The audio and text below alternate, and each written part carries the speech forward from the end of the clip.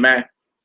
All praises to the God of Abraham, Isaac, and Jacob. Honor and glory of his only begotten beloved son, long live the king. You understand? Sect of the Nazarene, Melchizedek, order out of St. Louis, Hebrew Israelite Radio Network. Right back at it with another chop session, barbershop chop session, and Feast of the Dedication. So happy Feast of Dedication 2017 to the family. For those that believe and know the truth, we're about to go over some history of the feast. You understand why it's important for our people to understand this time of the year and what we in. And definitely something powerful to teach to your children as well, especially these young jokers, these young men back here. They understand that our forefathers was like superheroes back in the day, and they stood up with a mighty spirit to fight against Greek oppression. You understand? And to rededicate God's temple back to him. They came in and imposed their way of life. You understand? They set up an altar to Jupiter. You know what I'm saying? That's a Greek god. Sacrifice swine's flesh on the altar, put swine blood on the altar. Right after that, the orgies kicked off with the harlots within the sanctuary. And yeah, and if you was professing to be anything like we believe, you was ordered to be killed. So you're looking at an ancient New World Order that kicked off in Jerusalem 2,500 years ago that they actually pressing for in this day. Nah, you feel me? A lot of it's running automatic, like what you're saying, because you got your Greek, black Greek fraternities, Kappas, Alphas, Q dogs. Y'all seen that video with all them Qs had they rectums out walking through the, but no women even in line. It was all whole just lines of men with their rectums out. But see, this type of behavior goes back to the Greek. It's Greek culture. You understand? It's called Hellenization. You understand? So whenever the Greeks impose their way of life, they call it you being Hellenized. And that's what happened years ago, to the point to where it's on automatic. Men join the Olympics and wrestle in leotards, panties, right? They run the 100-yard meter dash in panties, tights, right? Down to your football and all that. You make a good play, they smack you and where? On your ass. On your rectum. He's under center. Huh? He's a wide receiver. He's a tight end. I mean, you think about what's really going on, and you'd be like, man, that coach is running on automatic with us. How do you see the ball? Between the legs, yeah, under center. You feel me? So that type of culture is running on automatic with our people. But back in 2,500 years ago, you had a sect of our people called it was a priest named Matthias who had a whole bunch of sons. And he told his sons, man, y'all brothers stand up and fight the wars of the Lord with all your heart, mind, body, and soul. Because everybody else was selling out. They ain't want to die. You understand? But he was like, look, me and my people gonna stand up and fight for what's right. And had they not did what they did, who you know was Christ, when he walked the earth, would have not had a temple to go into. Now you read the New Testament talking about Christ was in the temple, breaking off. Christ was in the temple, breaking off certain doctrines and all that. Well, had not these brothers 200 years earlier stood up and went to war with the Greeks, he wouldn't have had a temple to even go in. Remember, say Christ was flipping over tables in the temple and whipping people about the. They wouldn't even have that to go. He wouldn't have had that to go in to do that. Had not these brothers stood up 200 years earlier, the difference between you and Frederick Douglass. You know, you don't even seen that long ago. That's the time span between us and the cotton fields. Was the time span between Christ and this event we're gonna read about tonight, called the dedication. You understand? The history is found in the Apocrypha, in the book of the Maccabees. So before we get started, anybody got any questions? Y'all got anything y'all want to hit on? We're gonna go into defiling the temple. We're gonna go into dedicating the temple, and then on the spiritual aspect, show that the temple is actually your body. You know what I'm saying? So as valiant as these brothers was to physically remove idol worship out the physical temple, as valiant as you should be not having no false worship within your temple. That's right. You feel me? Just talking to the brother earlier about bunnies laying eggs. Bunnies don't lay eggs, right? But that's something we all partake in growing up, doing Easter speeches and all that. Bunnies don't lay eggs. You say, well, okay, well, it's innocent. It's just a cute, you know, the Cadbury bunny. But then when you do any more research, you see, well, actually, this is a ritual to the pagan goddess Ishtar. I call it Easter today, Ishtar. You feel me? In which they used to label little girls that was coming on their monthlies and all that. And a year later, sacrifice the 3-month-old babies. You understand? Roll eggs in the blood of the sacrificed child while you dye your eggs for Easter and all that. All these type of rituals that cannot be found scripturally at all. You feel me? That they try to attach to the Most High, the God of Israel and his son. So how about we be valiant in spirit and kick out any false words? If it ain't in the scripture, it's false. It ain't in the scripture, it's false. You be like, well, no, the Bible. Look, the whole time they had you thinking certain things was in the Bible and it never was there. Never was there. Go ahead, bro. I don't know the 100 days that they celebrate now. They go back to child sacrifice. Majority of them, yeah. From the Christmas, the Easter, the Halloween, especially Halloween. Oh my God, man. Man, that's one of the most sadistic, wicked times. You can't even go get a black cat from the Humane Society during that time of the year. Because all the witchcraft and blood drinking that's going on. Child sacrifice is still rampant. And in these days, they're harvesting our organs. A lot of brothers they finding, you feel me? You look up some of our people kidnapped or whatever, they find them with their organs gone. They jacking their melanin out their organs and selling the melanin for $360-something a gram. A gram, not an ounce, a gram. A gram. That means you're walking money. You black gold. You feel me? All right, so let's get this story. Let's go to John chapter 10 real quick if you can for me, y'all. John chapter 10. John chapter 10. Again, Feast of Dedication 2017. And also prayer request for our brothers. We got some brother out of New York named Ephraimite Magan. Him and his rib was in a horrible car accident. I believe it was yesterday. So prayers up for the brother and his family. If y'all want to support or donate to, you know what I'm saying, what's going on. I heard it was real bad, man. I don't know too many specifics, but I heard it was real bad. If y'all want to donate, you know, help out with the brother and his wife, holler at Daniel Benjamin on Facebook. That's Priest Daniel Allah out the Lions of Israel. You understand? It was a brother named Ephraimite Magan got in him and his wife, bad accident from what I heard. Yeah, so despite any doctrinal issues, you still got to keep it real with your people, man. It is what it is. All right, so hey, holler at Daniel Benjamin. That's Priest Daniel Allah, Daniel Benjamin on Facebook for any details for donating to the Ak and his wife. You understand? So we praying for y'all. You know what I'm saying? With the Most I have mercy. We praying for a speedy recovery. Hallelujah. All right, this is John chapter 10. John chapter 10. Let's start at let's read 22 and 23. Feast of the Dedication. John chapter start at 18 for me. Okay. John chapter 10, verse 18. No man excuse me. No man take it from me, but I lay it down to myself. I have power to lay it down. I have power to make it again. This commandment, again. No man take it from me, but I lay it down of myself. I have power to lay it down, and I have power to take it again. Messiah speaking of his life, like nobody's taking my life, I lay it down. Lay his life down for an ideal principle that's higher than himself. All right, well, shouldn't be too. I mean, come on, people dying in the streets for nothing today. He dying for something higher than himself. All right, the love of his brothers. Go ahead.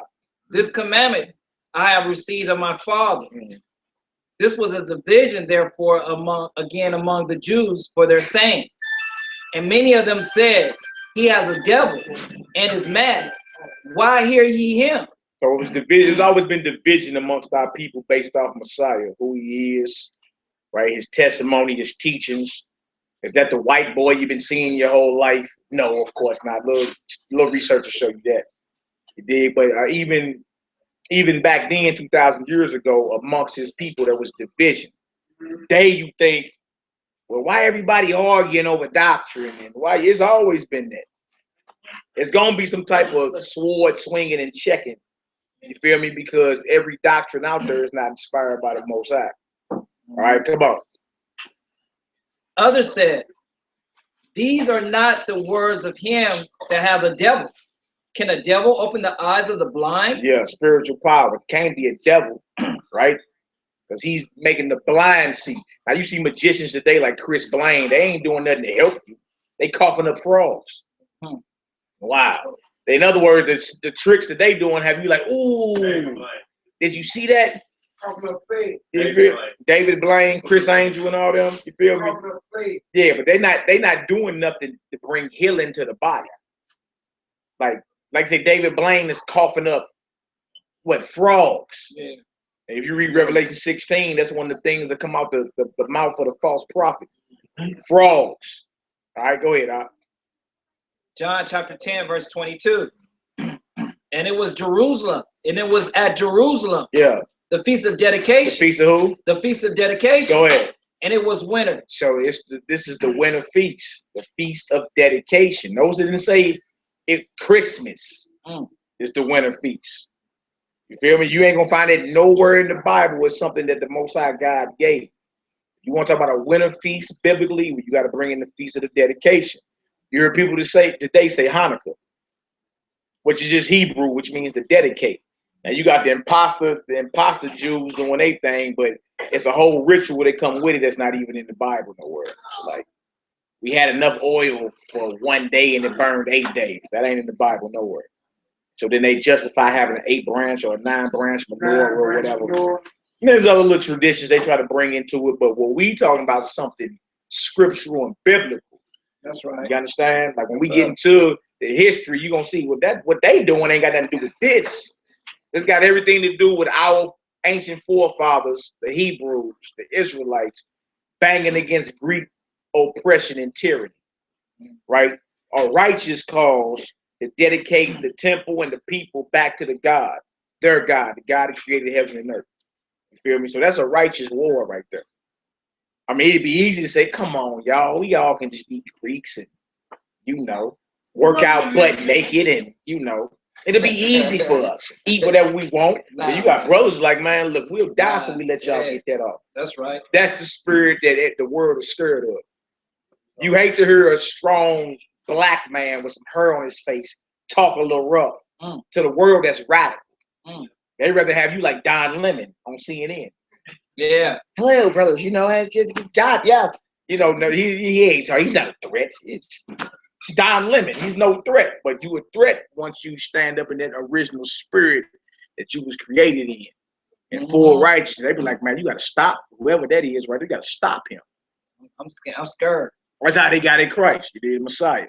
You understand? Because it's just like he's speaking with too much authority. You feel me? And if he keeps speaking like that and keep doing these miracles, then the jig is up with us. We can't hustle the people anymore. All right, so notice it said it was wintertime at Jerusalem. It was the Feast of the Dedication. So the question is, what is the Feast of Dedication and where can we read about this about? Where can we read about this at, should I say? What is the Feast of Dedication? Look at Nehemiah over there chilling, ready to answer. Tony, what's the Feast of Dedication? Talk to me. I know you know. Talk to me. You need to go to script on. That's cool. There's no problem. There's no problem. It's just time to go to scripture on. That's right. My brother Johnny from Clantucky. We got visitors from Clantucky in the building. That's right. All praises. You feel me? And Happy feast day. Yeah. Him and his beautiful wife Alpha, our sister. You understand? Happy feast. Happy feast week plus a day to y'all. But Johnny, holler at me, brother. What's the Feast of Dedication? What is it? You say Solomon? Yeah, but Solomon did have a dedication. Was that winter time though? It was a winter time. Yeah, so that's not this feast we talking about. Yeah, that was Tabernacle. That's around the Feast of Tabernacles. Okay. All right. So what's this feast right here? Dedication. I know Obed, though. I ain't gonna ask him. Lock Doctor, talk to me. You don't know either. Lock Doctor don't know. Hey, what TT Ursha? I know her. Everybody interested in their book. Everybody interested in their book. We don't know that's gonna be in class. We're just trying to get through. Okay. All right. So look, the history of this feast is found in what's called the Apocrypha, which in 1611. Let me pull this out right here. In 1611. The Apocrypha was in the Bible. When the Bible was translated into English, from Hebrew into English, the Apocrypha is in here. This little red book that he had right here. This right here you get for $8 on Amazon. That's in here, the original King James 1611. Robert Baker print. The Robert Breaker, look in the front. Robert Baker. Yeah, look in the front. No, yours. Robert Breaker print, no, King James print. That word for word. Yeah, the original came printed by Thomas Nelson Publishers. Okay, that's not A word for word reprint of the first edition of the authorized, a word for word reprint of the first edition of the authorized version, presented in Roman letters for easy reading and comparison with subsequent editions. A word for word reprint of the first edition of the authorized version. Are there any letters in there in J? No, none. Okay.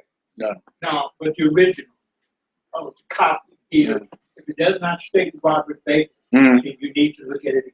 Well, bring your information and show us, and then we can dialogue on it. Yeah.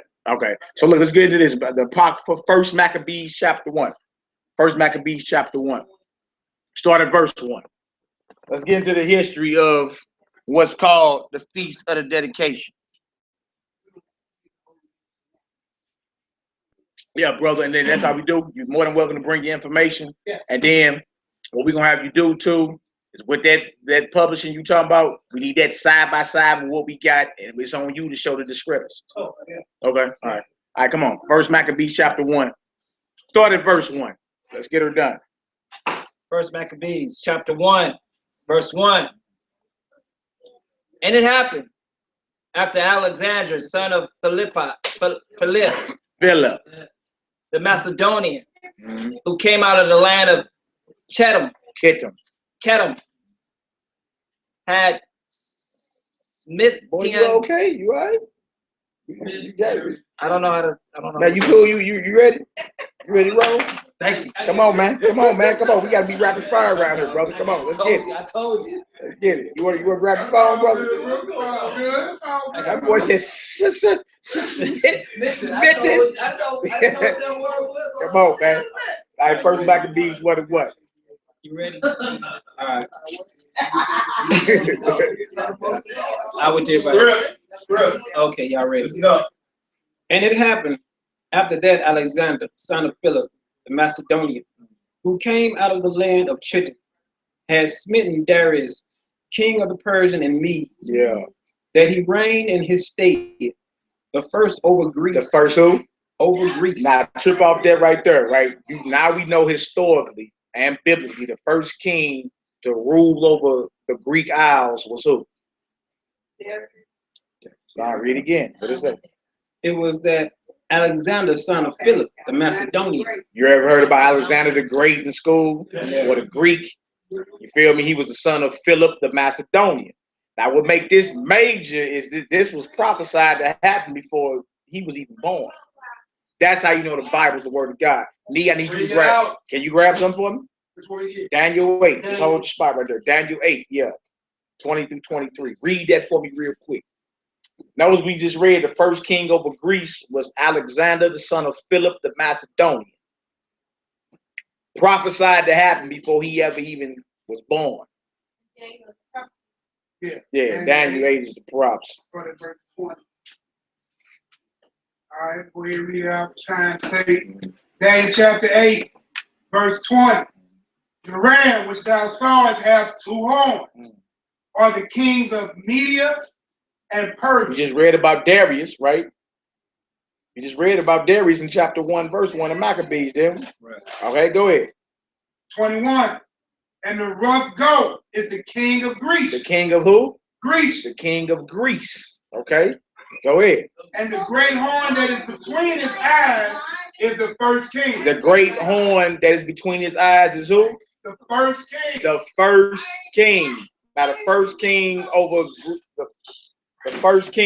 Greece was based off what we just read. Read that again. First Maccabees 1. And it happened after that Alexander, son of Philip the Macedonian, who came out of the land of Chittim, had smitten Darius, king of the Persians and Medes, that he reigned in his stead, the first over Greece. So we just saw the fulfillment of Daniel 8, 22 through 23, right? The first horn is the first king of Greece. That first horn is Alexander. We can put a name on that first horn. that you just read about in Daniel 8. So you see how the Bible link up and show you that the Apocrypha is part of the Bible, right? Because you wouldn't even be able to name who the first king over Greece was without this event happening in the first Maccabee. Or decipher the dream of Daniel. Yeah. That he had. Yeah. Or at the same time, bring forth what Christ was observing in John 10. Twofold. Twofold, ain't it, boy? All right, let's keep reading.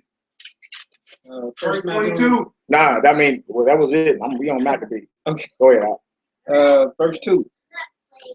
And made many wars, and won many strongholds, and slew the kings of the earth, and went through to the ends of the earth, and took spoils of many nations, insomuch that the earth was quiet before him. You read about him and you see that he was a warrior and he subdued all the nations around him, right? But it was prophesied that that would happen before he was even born, all right?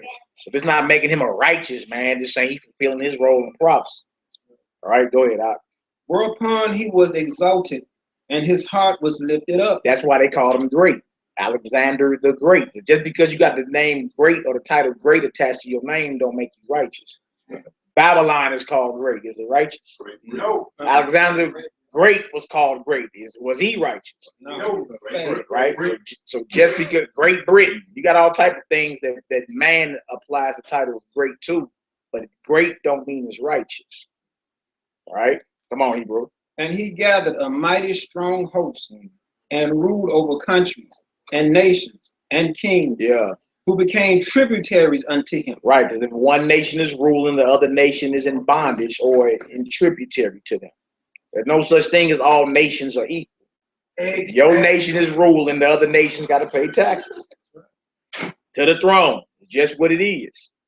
All right, so even in Alexander's day, he made other nations tributary to him. All right, come on, Hebrew. And after these things, he fell sick. Yeah. And perceived that he should die. Man, he only had a short rule, like 12 years, from the age of 20 to 32.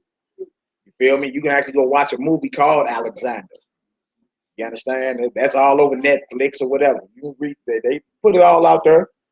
All his iniquities and transgressions and all that. But he handled his business for 12 years militarily. All right, go ahead, Al. Wherefore he called his servants, such as were honorable, and had been brought up with him from his youth, and parted his kingdom among them, while he was yet alive. So Alexander reigned 12 years and then died. And his servants bare rule everyone in his place. So after he died, his 4 generals divided his kingdom up, and then they all ran his kingdom from their own little spot. So his kingdom wasn't united. They all was like, oh, we was his homeboys. I'm gonna take this part of Asia. He gonna take this part of Egypt. He gonna take this part over here. And he gonna take this part over here by Greece. So if Lee would have kept reading that Daniel 8, it was talking about how Alexander, that first horn, was broken into 4 pieces. Well, his kingdom was divided amongst 4 of his generals. That's historical. You can't even, like, you can look that up in the encyclopedias. You be like, wow, how frighteningly accurate the prophecy of the Bible is. Before he was even born, it was prophesied he would rule. He'd be the first king over Greece, and his kingdom, that horn, would be divided 4 parts. 4 of his friends took over his kingdom. Right? Yeah, frighteningly accurate. Make the hair on your back stand up. Like, whoa. All right? All before he was born. So how you know the Bible is the word of God? Because he's going to tell you what it is when you get there. That way, when you get there, you be like, well, that's either, you can either call that a roll of the dice, or you can say, no, the Lord said that was going to happen before it happened, and it's happened. Now, I'm nose deep in it. All right, come on, Hebrew.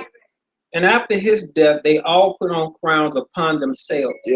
So did their sons after them, many years. And evils were multiplied in the earth. Hold on, and who was multiplied in the earth? Evils were multiplied in the earth. Now, that's major. That means when these Greeks took over, evils were multiplied. Now, there were nations and kingdoms before them, dark-skinned kingdoms and nations. And yeah, there was a lot of evil going on, but it don't compare to when the Greeks took over. And after the Greeks, the Romans, right? And we in a rebirth of the so-called Roman Empire. So when these heathens, who you know today is your current oppressor, when they took rule, evils multiplied in the earth. That's crazy because it was already evils in the earth, but that means these heathens turned it up. You can't deny that. You understand? Especially where you at today and dealing with who you're dealing with. You know, the worst part about it is that today the so-called Negro flock run to these schools to be in Greek sororities, run to be making pacts with the Grecians, run to keep all the Greek pagan holidays like this, you know, Christmas coming up in Saturnalia, which can be traced right back. Yeah. You know what I'm saying? We flock to the people. Why? You said why? Why? Are we gonna keep reading? It's gonna tell you in there. Why? Yeah, we keep reading. It's gonna tell you. Let's keep reading. It's gonna tell you exactly why. Come on, Hebrew. Let's read.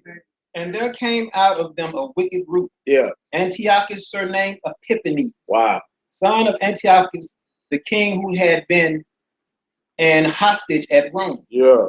And he reigned in 137 year of the king of the Greeks. I'm sorry, the kingdom of the Greeks. In those days went there out of Israel wicked men. What kind of men? Wicked men. Now it's dealing with our people. Went out of Israel. In those days when the Greeks was ruling, wicked men went out of Israel, or Israelites started acting like Greeks. Yeah, as we keep reading, it's gonna tell you exactly why. You feel me? And the atrocities, certain things had to go. Our people had to go through, right, to maintain their faith and their belief in the one true God. All right, come on, who persuaded many, saying, "Let us go and make a covenant with the heathen." So go ahead. With the heathen that are round about us. Now trip off that. It say that the wicked men went out of Israel and they persuaded many. So they were very influential. Many mean majority. So it's easy to do what's wrong. Right? And it said, let us go make a covenant with the heathens that are round about us, right? Why is that a problem with who we are? We already covenant bound. We the covenant with the God of Abraham, Isaac, and Jacob. Right? The Bible calls it wicked for you as God's people to go make a covenant with any other people, any other God. That's evil because you already belong to the creator of heaven and earth. So when you decide to say, you know what, I want to be a Greek, or I want to be Chinese, or I want to be, no, that's being evil and wicked. The world may say it's all good, right? But according to the God of heaven and earth, that's evil because you already in a covenant, a divine covenant with him. Go ahead, And the Bible tells you specifically in multiple places, in the Torah, even in the Tanakh, it tells you, burn out the way of the heathen. Pull that for us real quick. Hold your spot. Go Proverbs 3:31 for us real quick. Proverbs 3:31. I ain't going there. This chick at work crossed over, AKA. I crossed over, AKA. I was like, oh, okay, and walked away. She's like, yeah, congratulations. Like, nah. So, Yeah, exactly. we kind of, I told her this a little bit. I said, but you go research for yourself. She was like, I don't even want to know.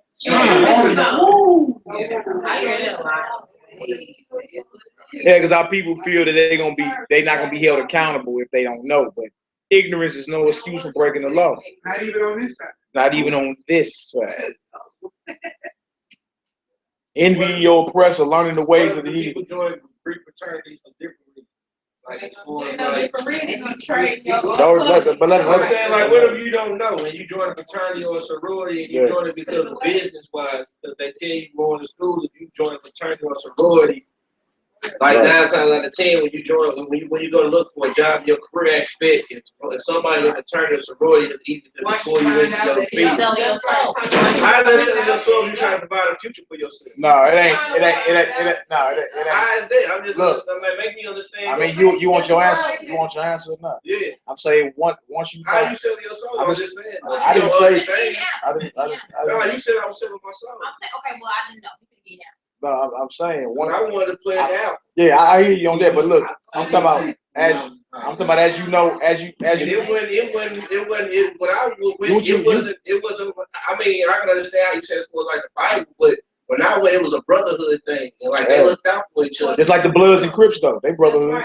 I'm saying that's different though. This college gangbanger. I'm saying now what they was doing, they was actually looking out for their people. Like say for instance, how you just said how your brother had a terrible accident, and y'all raising money for him. When stuff like that happening with their fraternity bros, I'm saying, does that make the fraternity righteous? No, I ain't saying they make fraternity righteous. But I'm just going off what I understand. All right, but I'm saying you heard it, get understanding, right? So once you understand, as of now, I just was told that I was living. I mean, it was wrong. I'm talking about based off what you know now. We going into what the Greeks and how they impose their way of life, what's called Hellenization, on our people, based off what you know now. Regardless of the college perks, regardless of the career you can get. You understand? Because the devil came at Christ the same way. He said, "I'll give you the entire world. You can have every bit of perk. You can have any woman you want. You can have as much money as you want. Just bow down to it." So regardless of the perks and the benefits, right? If you know it's wrong, do you still take the perks and the benefits? That's the question. I'm just asking. I need to answer for you. I'm just saying, regardless, if you know at this point, I ain't talking about what you knew in the past. If you know from here on out, regardless of the perks or the benefits, I'm talking about a wolf in the clothing. I'm talking about you. I'm telling you, it depends on the wolf in the clothing. Okay, if so you tell me a good story, okay, I'm liable to buy it. just like in entertainment business, right? You got plenty of people that's promised a career, promised to be billionaires, millionaires, but you have to do something that's against God to do that. Now, my question to you is, do you do it? Can I say it? I got you. Okay. You said, do you? My question to you is, do you? Like Saul every day. I'm asking you. I ain't talking about everybody. Me. When I do it, it depends on the situation. So yes, so it's a possibility you would. I mean, if it's to benefit me and my family, I'm liable to tell you. I'm liable to tell you. I'm liable to do anything when it comes to provide for me and my family. Including go against your God. You said go against my God? Yeah. If I don't know no better than you. No, you know better now. I'm asking once you know better. Once I know better, I'm just saying. When I went to go join fraternity, I'm talking about now. I'm talking about now. Now? I'm talking about if the opportunity came for you to be blessed. If a man can give, let me finish talking. Let me finish talking. Where I'm making $100,000 for my family, and I ain't had to sell my soul to do it. I ain't talking about. No, I'm talking about selling your soul. Right. I'm just about to say, now you selling your soul. I'm talking about something like joining a fraternity. No, listen, look, slow down first off. The question is this: if somebody come at you with some perks, benefits, let me finish. Let me finish. You keep cutting me off. Let me finish. If somebody come at you with what you want, like I give you the world, I give you the power, I give you the respect and the money, but you got to go against everything you know is right. What do you do? I ain't talking about everybody else. What do you do? I'm not gonna let nobody persuade me to do that. All right, well that's what we're talking about. I'm just speaking as far as actually me being like me joining a fraternity. I was joining a fraternity because they was like it was business wise. But once you find out it was wrong, what do you do? I don't know. I'm trying to understand what's wrong with the fraternity. Look, listen to it. We about to go through the whole story. I'm saying once you find out it's wrong, at that point, what do you do? I'm saying like everybody go through hazing. Like it's part of the religion. yeah, get your ass whooped. I know. I'm saying, I wouldn't get my ass whooped. But I'm just saying, as far as the embarrassment, of course, everybody go through that. That's what you gonna do to cross. Okay. And if the hazing, if the hazing is go to your couch and spread that ass, what do you do? No, I ain't nobody doing that. All right, so there's a line you don't cross. I'm not spreading no ass for nobody. All right, so. There's a line. It's a line you don't cross. Is the point? No, I ain't gonna let nobody beat my So there's a line you're not crossing. No, I don't line. So there's a line you're not crossing because that's wrong, right? Yeah, I guess. But I'm just saying in this aspect, if I'm not gonna have to go through that, I'm not gonna do it. But if you do, what? I'm not gonna do it. All right, so there's a line. So you got a moral compass that you're not willing to violate, no matter what they offer you. No matter what nobody. So we back to our original point, bro. I understand it, but I'm just saying you just was saying like joining the Greek fraternity is bad because of what the Bible said. Yeah, I'm telling you, when I went to school, it wasn't like but you're not in school now. You're talking about now, huh? You learning now about it. You saying now? I'm just telling you what experience I went through. Calm down first. I am kind. So this, you're not, bro. You're all not kind. Two, you used to pee on yourself, you don't. You used to shit on yourself, you don't. You used to crawl, you don't no more, you walk. You used to do a whole lot of shit. You don't do no more. We ain't talking about what you used to do. You're a grown ass man with a whole different knowledge. What the hell you would do now? If the devil came to you and it's like he told Christ, here go everything, bow and worship. What will you do? That's the That's question. on the table, bro. What would you do with your current knowledge today? We're not talking about last year or 5 years ago. Right now. I used to be married to somebody else. I ain't today. When these Greeks Today. What would you do today? If the devil came with your engineering, What would you do? your honey Hell green, to the What no. would you do? Opportunity presented yourself. You Bro, try to help the world your eat. But you ain't got to do Help the nothing. world But you ain't got to do nothing. But you ain't got to do nothing to I sacrifice your got dignity. 7 kids. If you ain't got to do nothing to sacrifice your dignity, what would you do? Help Because I didn't have to do nothing to sacrifice my dignity Help going up for the world. So I wouldn't I'm know not what even y'all from talking here. about. I hate this place. Even if I went to you, I still would have to do nothing to sacrifice my dignity. Bro, you can't listen. What you can't dictate is who's off. If the Nah, thing say nah, the one thing for for shit, one thing for you sure, can't two things for dictate certain, what you got. you allow what you're gonna tolerate and not tolerate. I'm not gonna Well, allow no. If they You saying can't go to the dope man and tell him what you gonna give him. Come on, dog, keep it focused. Say what? You can't go to and tell him what you gonna give him. You can't go to this shop and say what you gonna pay her. You're not gonna go this man give him, gonna give him for. But I can tell you I'm tolerating when I ain't gonna tolerate. Bro, we ain't talking about you. You ain't offering. You the receiver. You the one who ain't got. You the one who needs. You the one who won't. You don't have. Somebody's giving it to you. So you either take the stuff on the table or you don't. That's just it, bro. You ain't got the authority when you being offered a proposition. Yeah. All you can do is say yay and nay. All you can do is say yay and nay. Come on, check the devil.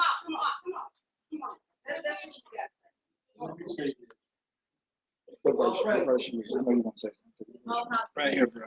I'm at 11. Which y'all seem to overlook, brother man. He's only expressing for what he sees. Thank you. That's right. Thank you. And you're challenging him what he sees. If he says, I see a pink elephant, you don't, does not mean he still needs to get him to see I need what Matthew. he needs to see. You have to allow him to go through these trials and tribulations. Yes, where we are right now, we're good in where we at in our awareness. He is aware of what it is. But until he get understanding, what the scripture says, in all you'll get, you get what? Understanding. So until he gets to understand, no matter what you say, he still don't see his figure. But he's trying to give him understanding. Yeah, but yeah. I understand Some personally what he things said, cannot I'm just saying in my situation, I didn't have to go through it. with pain and suffering to get it. Everybody don't have to be subject to it. It's like you gave him an out. That's what you said. Yeah. But we Yeah. have to go through it. And even with, if no matter what you may deal with and what may be presented to you, you might be able to make it through. The next brother may not be. And I go to the same class. We go to the same class. Because we have now gained interest and got the knowledge and awareness and some understanding, does not mean you still will not You fall. got that? You're going to have your moment. You're going to have it. That's why you would find the scripture that talks about, I think it's in Matthew 13, verse 19. That's about the sowing the seed. Yes. Whenever you hear the word, On down. Yeah. whenever you hear the word, whenever. you By the hear wayside. word, then come the wicked one. Yeah. So no matter how you read and get it, if it snatches from you didn't have it in the beginning. This is where he's at. He got it. He wants to get it. But you can't keep pounding on him expecting to get it. Yeah, but we're not even done with the story though. We're not even done with the story. So He in just fairness, in fairness, he needs to let the script. yeah, and then he heard him. We heard you, You might have heard his answer. and you heard everybody. Now we finna hear the yeah, word. we finish the story. But we gonna come back to. And you're right. Okay. He got to hear it. But here's We the gonna come thing. back to. But if he does not get the relationship with that word, It's But him. he gotta. That's Because he's the type of man. He's still here. He listen. but he is who he is. But he's still here. He listen. So But he. he is who And this ain't his first time here. This ain't his first Like he time. know how we get down. You feel me? So this ain't his first time here. He know what it is. It ain't nothing. It ain't nothing. It's all good. Just tell him what I went through. I didn't have to do this. You what fraternity you in? I was finna be an There ain't no finners. What fraternity you in now? You not in. You not even in there. I was finna be a blood. There ain't no such thing. Come on, Matthew 4, man. Matthew 4. Listen. Ain't no. If my auntie had nuts, she would be my uncle. If my aunt had nuts, she would be my uncle. That you not know alpha. You not know alpha. Come on, man. You not. So you're not alpha. Matthew chapter 4. Let's go Matthew 4.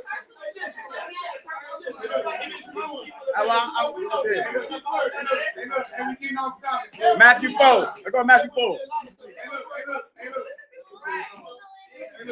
Matthew chapter 4. Go to Matthew 4.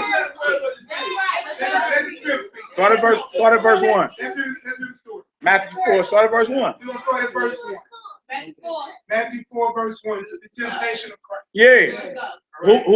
Who came? The devil came and offered him the world. Way more than anything anybody else could claim they got. The world. All right, now the question was, what would you do? Right? Or what would I do? You understand? If you rocking with who we reading about right here, the answer is simple. No matter what's on the table, the answer is real simple. Matthew chapter 4. Start at verse 1, huh? Matthew 4 and 1. Yeah. Then was Jesus led up of the Spirit into the wilderness to be tempted of the devil. And when he fasted 40 days and 40 nights, he was afterward and hungry.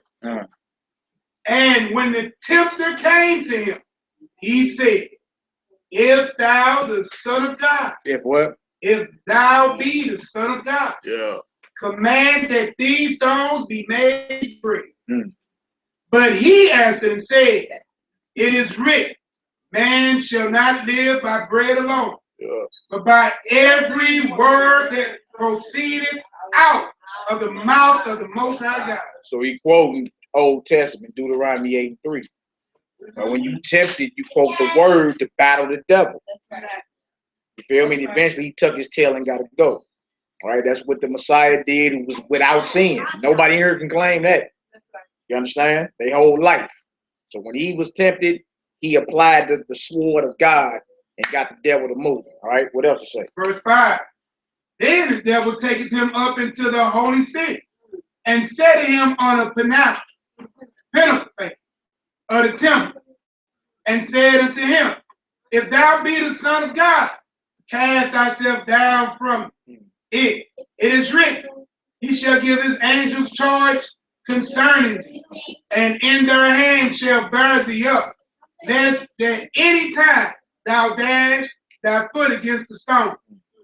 Jesus said unto him, it is written again, thou shalt not tempt the Lord thy God. So he tried to get him to commit suicide. Jump off this building right here. He quotes script again to him. Thou shalt not tempt the Most High. Right? Notice the devil came twisting scriptures too. It's deep that he took him to the holy city. Anywhere, yeah. Why did he take him to that holy city? Why was the devil able to take Christ to this holy city? Jerusalem. Jerusalem is the holy city. Try to get him to say, Why would you even follow? So why would you follow? Yeah. Yeah, what you mean follow? Well, in order to take, come on, I got the way to go. Right, tempting. why you do I got an this? answer. I got an answer. Go. So we can have it.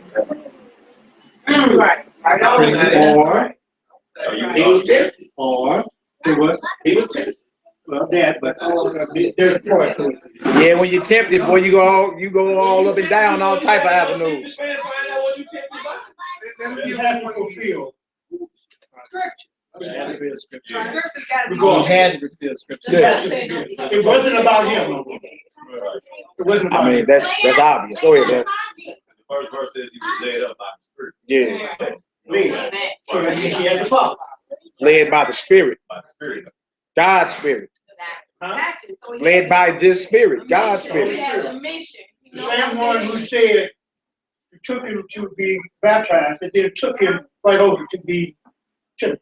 But in the beginning, it says he was led in the wilderness by the Spirit. He was led in the Spirit first, but then he became the tempter. Yeah, So he was already operating in the Spirit. He was already being led for what to do. following the Holy Spirit. Following Makes the Holy sense. So Spirit. even in the spirit, you can still be He tempted, was right? commanded. That's right. So even in the That's spirit, why you can still be tempted, right? That's right. Okay. He had to And come out, you be, and come out victorious. If you notice, there's 3 points. Let him finish real quick, y'all. Let him finish, and then Bruce, come with your question. Go ahead. But here's the thing. The biggest thing that Jesus really was doing, he was learning how to be a human. Thank Bottom line. But that's the whole thing. I don't know what that don't even make learning to be a human. Go Wait a ahead. minute, if he's invisible, he's never been human before. We know that. What you mean learning to be a human? Huh? What you mean learning Because that? that's how you make mistakes. You only learn from your mistakes. He never made a mistake. He never sinned. How you know? Everybody's been tempted by a mistake. Let's finish. Let's finish, man. Let's finish. Bring us a scripture to prove what you're saying. Learning to be human. I mean, and look, it says speak at the oracles of God. So if that's your point, just show us Jesus had to learn to be human. He went in the spirit. That's not. You said learning to be human. Well, yeah, he had to go through this. He never. Well, show us that script. Show us in the scripture that he had to learn to be human. That's all we're saying. I mean, that's an insinuation. That's an assumption you make. Yes, it is because you can't show us he had to learn to be human. In the beginning was the word, and then Yeah. 14, Right. and the word became flesh. I know, but who created? So who created man? In the beginning was the word, right? Okay, so he was in on creation. So he got to learn about his creation. Come on. I'm saying what you're saying is an assumption until you can prove it biblically. Is what we're saying. Yeah, that's how that's the rules. The Bible says, and what he does shows that. I mean, he's doing. I'm just saying something we asking you to show us Jesus had to learn to be human. Like show us that biblically. If you can't, then that's just an assumption. Is all we saying. Okay, well show it to us. So that's just like how y'all said. Hold on, man. Hold on. Let's speak one at a time. Okay, if you interjected, that's not confused. See, you're building off of him. I'm telling you, I know this. You're building off what he's saying. I don't know that's why, as I said, that matter deal with what they do. I know. I just asked some words for that. Hold on. Yeah. So that guy, just like how y'all said that first, the 10 Commandments was in line, and it still didn't. Right or wrong? Did y'all tell Hold on, it's not. Look, you don't got the floor right now. Hold on, man. You don't have the floor, bro. You ain't got the floor right now. Like.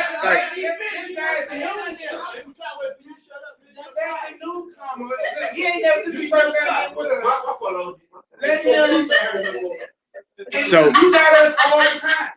Tomorrow, day, later, after you're done. come on, man. So look, the elders said Christ had to learn to be human.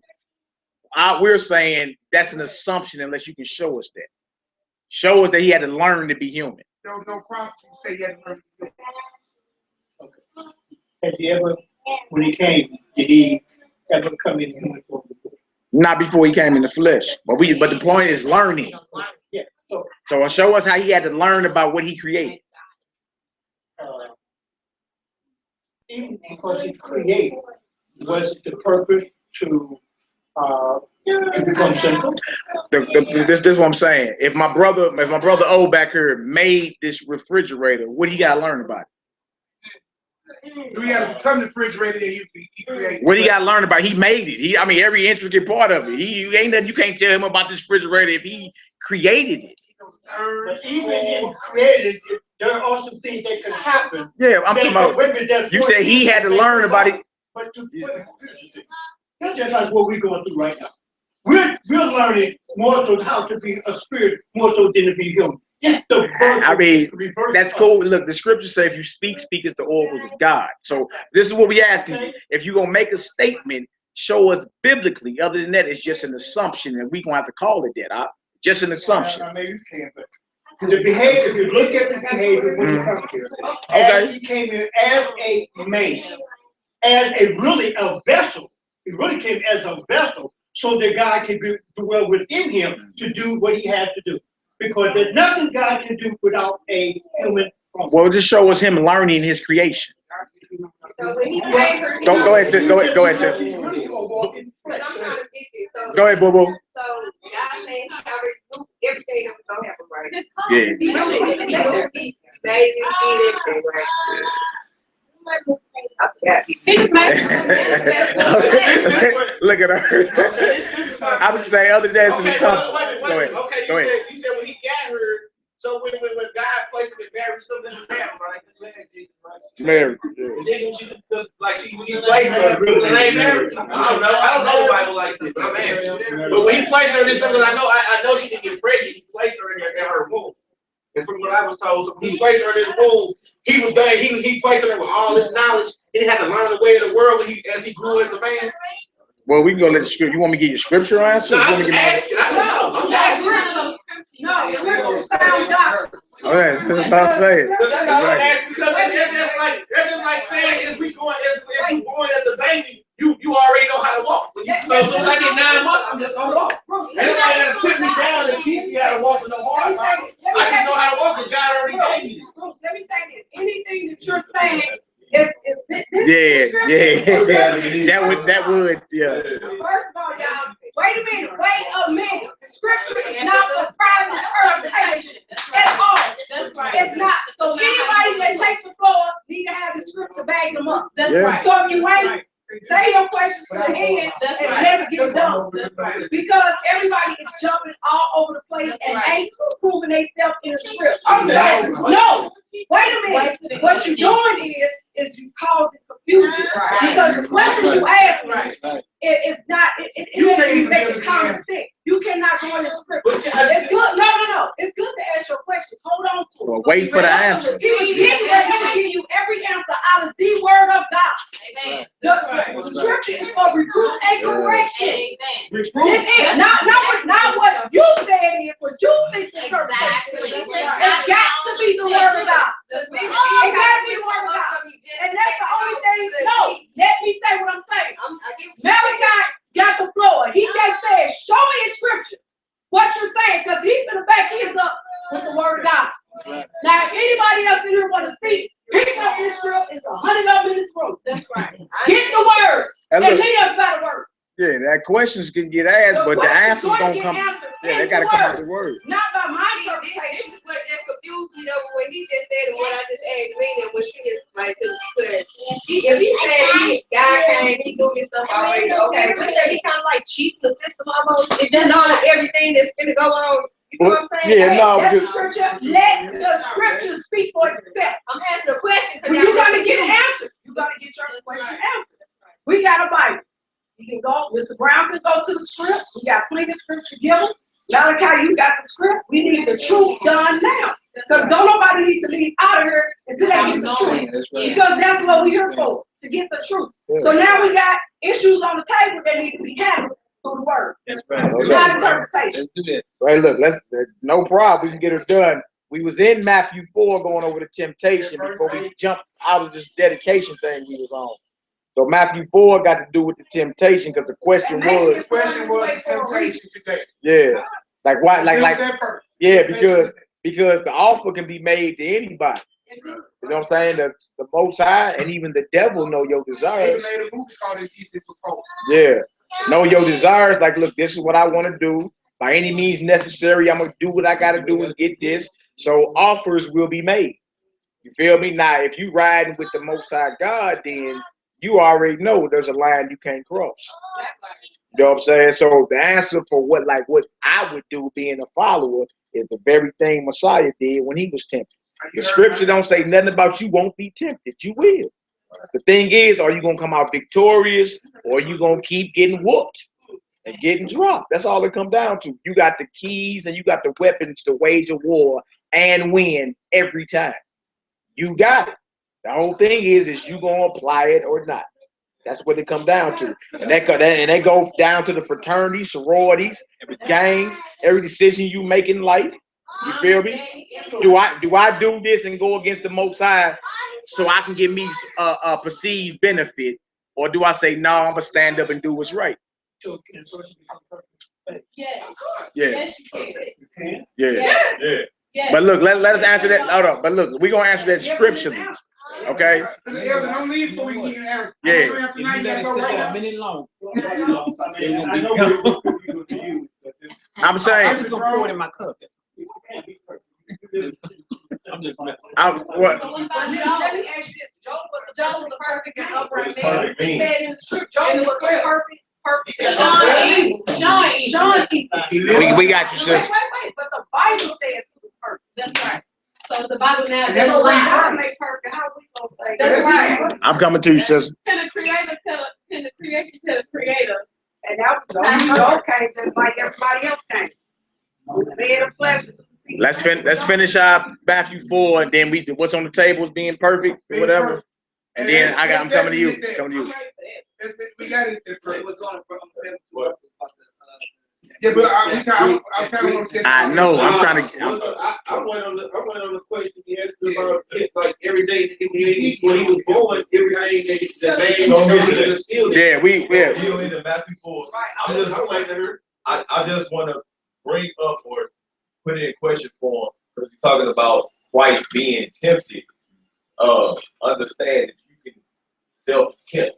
You know what I'm saying? You can't just say the devil tempted me because who tempted Satan when he was in the heavens? And the other angels, that's what I was told. The other angels. No, you got free will. I heard it. You got the other angels was trying to say to do what he did. All right, can we touch on the topic we got now? One thing at a time. I heard they was one thing at a time.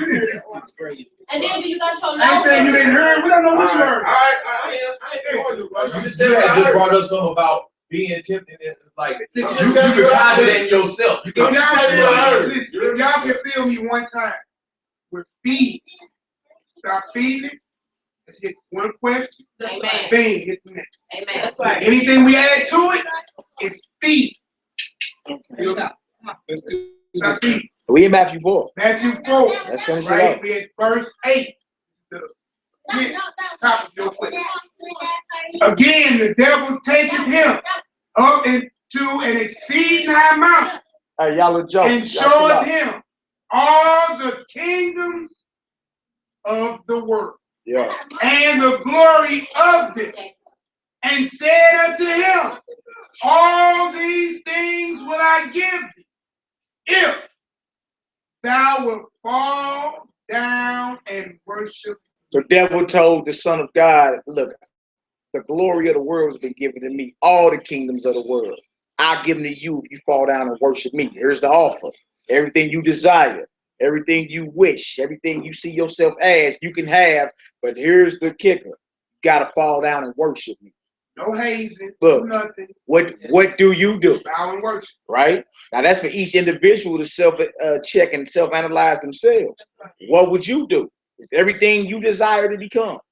But you have to what? Worship the devil. You have to worship the devil to get everything you desire. What do you do? Let's see what he did. And then you can ask yourself, well, what I, man, damn, that was stupid. I would have did that. Or you can be like, you know what, that's right. I would have threw the offer back in his face too. You understand? And then look, and if you're not there, I can't make you be there. You understand? Exactly. I can't make you be there. All right, well, go ahead. What did it say? Verse 10. Yeah. Here's the answer. Then said Jesus unto him, get thee hence, Satan. So he ordered him in a certain spot. Get behind me. So that shows you got power to order the devil behind you. Like, look, get away from me. As quick as you can slam the door, somebody popped up at your house. Yeah. You got the power by the Spirit of the Most High to dwell in you to check the devil. Get behind me. See, that was the final call for Christ. Bow and worship. Get behind me. Oh, no, it's time to check this. Yeah, go ahead, Al. Get thee hence, Satan. Yeah. For it is written, thou shalt worship the Lord thy God. Yeah. And him only shalt thou serve. Him only shall you serve, not you, but the Most High God. So the question would be, if that offer ever came, because it will come in your life. Everybody gonna get an offer, right? And when that, hold on for a second, and when that offer comes, either you gonna do what's right and follow the example of the Son of God, or you gonna say, I'm taking that deal.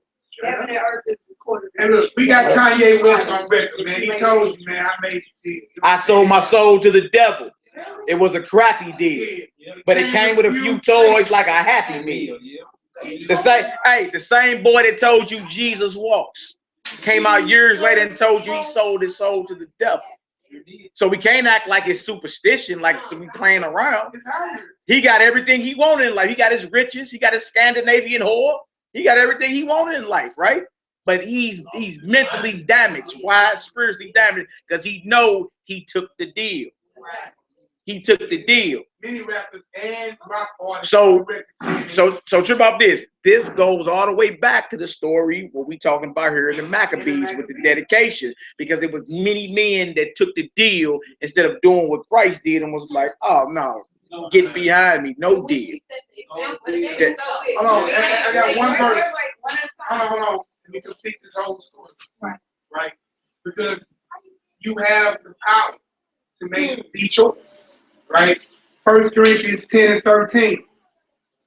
There has no temptation taken you, but such is common to man. But God is faithful, who will not suffer you to be tempted above that ye are able. But with the temptation also make the way to escape. Yeah. That ye may be able to bear. He gave you the victory out the gate. Yeah. You just gotta take it. All right, so look, we got that, right? So we understand. So we getting there. We getting there. Yeah, but stick around, because the question came out, what would Nehemiah do? Yeah, because you put me on the table. Yeah, the question came out, what would Nehemiah do? And he told you, hell to the no, I'm not doing none of that, because he followed. Hold on. No, because you was talking about your engineering degrees and all that earlier. Yeah, but you was talking about my soul to do it. I knew I wasn't gonna do it. Not to do it. All right, let's get on back. Let's get on back to the Maccabees, because this is back to the Greek lifestyle. Somebody defending the Greek lifestyle up in here. Let's get back to it. No. Let's get back to First Maccabees, chapter 1. This is what we're here for, the dedication. We know the scripture in Job and Luke chapter 1, about Luke 1, about John the Baptist's parents, being upright, perfect, Zechariah, Elizabeth, Job being a perfect, upright man, one that what? Hated evil. So if you're somebody that eschews evil and follows the commandments, biblically you're perfect. It don't mean you're flawless. It just means I hate evil. I'm not cool with evil. That's what perfect means biblically. I hate evil. I'm not cool with some sodomites switching down the street. And I'm never gonna say let them do them, I'm gonna do me. You're not perfect at that point. All right, let's get back to this Maccabee, because that's what we're here for. All right, we're gonna see many brothers that sold out and took the deal, and we're gonna see a few righteous that stood up and said, you know what? We're gonna stand up for what's right no matter what's on the table. Let us get to our point. I'm coming to you. Hold it for a second. Let's read some more. I'm coming right to you. Come on, Hebrew. First Maccabees 1. What verse you in? We're in 11. Yeah. All right, I'll start back at 11 at the first. Let's get her done. In those days went out of Israel wicked men, who persuaded many, saying, let us go and make a covenant with the heathen that are round about us. Covenant with the heathen. A covenant is a contract, agreement. And this basically ain't saying you ain't gonna know nobody of another belief. But when you make a covenant, when you come in fellowship with these situations, that is a problem with the God that has a covenant with us. Scripture tell you he's a jealous God. Jealous. You say, well, what kind of God would be jealous? What kind of man would be jealous? You came home, been working 80 hours a week, and you saw Hank sneaking out the back door, you gonna be cool with Hank?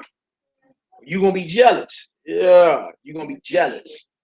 All right, come on now. For since we departed from them, Yeah, we have had much sorrow. yeah.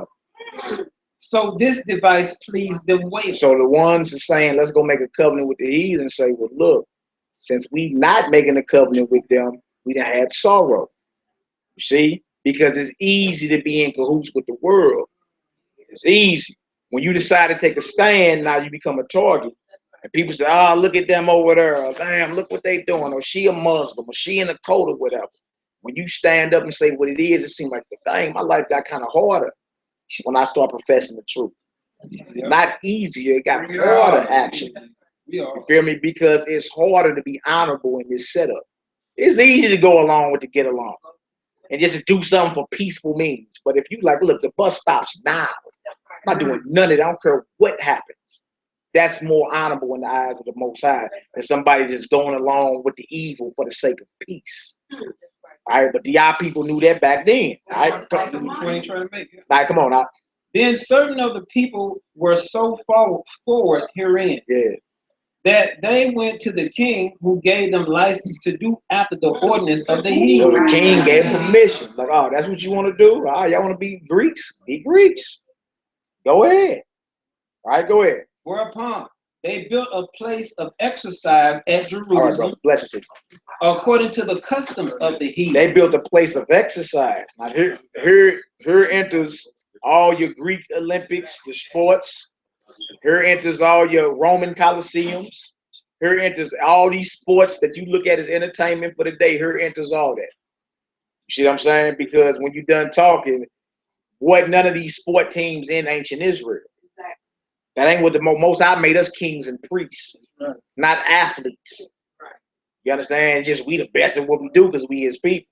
But we weren't born athletes. We was born kings and priests of the Most High. So you see, this was a custom of the heathen instituting these Greek and Roman Olympics and way of life into Israel. All right? Come on, Hebrew. And made themselves uncircumcised. Question: how do you make yourself uncircumcised if you already circumcised? Break the covenant. All right. So when we read, envy not your oppressor and choose none of his ways, right? When you start acting like another culture in the eyes of God, you're uncircumcised. You put your foreskin back on. Like most of our people today believe they Gentiles in church. You know, people that they do. They do. Mentally, spiritually speaking, they actually are. But they teach you and tell you that you're a Gentile. Yeah. But look, they teach you and tell you you're a Gentile rather than like yeah, based off their worship. Exactly. That's what they're doing. They're doing Gentile worship. They're doing Gentile feasts. They acting like Gentiles, eating whatever, worshiping however. Holidays of the Gentiles. So this means, so when you start acting like others, so when you start acting like, in this case, a Greek, in the eyes of the Most High, you are uncircumcised, meaning you're not under the covenant. Now, in the covenant pertains all the blessings and the promises that God made from the beginning. Why would you want to renege on that? For the sake of a few perks and benefits now. Why would you renege on the kingdom of heaven? That's eternal. See what I'm saying? So it's looked at today like it's innocent and it's okay, but on the back end, the whole thing is to get you off the worship of the one and true God. That's the whole back end. That's based on what they're doing now. That's exactly what you get to college, they say, "Oh, we're gonna help you. We're gonna help you get these jobs." Just bow down to the street. Exactly. And do they climb off and pledge. That's a covenant. You pledge into something. That's a covenant. Yeah. Yes. So that's what they're doing now. So when you pledging, just like when we grew up in school, they had us do the Pledge of Allegiance. All right, so you pledging your allegiance to a flag. To your oppressor. Same thing when you're saying I want to join this. When you saying you want to join this brotherhood, but trip off this. The scripture called it the brotherhood of the Messiah. You're already in a brotherhood.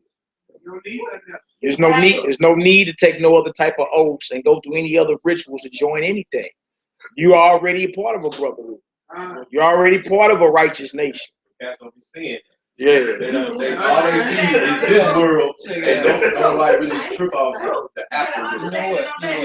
They kind of answered what I was going to tell you. No, I'm serious. I'm serious. Did you get an Yeah, I understanding? got of it? understanding. Like what you were saying, like you was I just got that a close to perfect joining it, understanding. and you said it was good. I got a perfect It was understanding. it was just the seed to you that was good, but spiritually it was Yes, all ma'am. bad. Yeah. Look, watch Just it. thank the Most High that you didn't go that far and actually.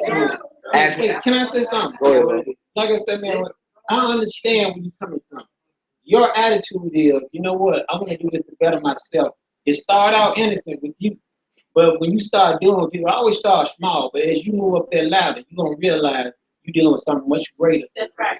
In the end, see Yeah, that? but the thing is, the thing is, if you're not mentally strong, then you will let yourself go. I'm mentally strong. I was prepared for that. I'm not gonna let nobody put me in something I know I'm not. If I wouldn't do it her, I'm not gonna do it. I'm not gonna do it to be no alpha. Come on, keep reading now. Flat out. Okay, Hey, read. all right. I started Either had a 15. Okay. And forsook the holy covenant and joined themselves to the heathen and were sold to do mischief. Yeah, see, that's the whole end of it. The whole thing is for you to forsake what it is. When you make a covenant with someone else, the thing is you can't be in two covenants. Okay. You can't be in two covenants. No such thing as multiple covenants. Either you got the Most High as your master or somebody else. There's no in between. Like your lip could say something, but your rituals and your actions could say something totally different. That's what the scriptures is talking about. Like all of it got to line up and be on one accord. You can't say, well, I'm in covenant with God. Like somebody asked you, are you in covenant with God? And you say, yeah. Well, what is the covenant of God? What is it? What does it imply? You understand? And then there will be no answer.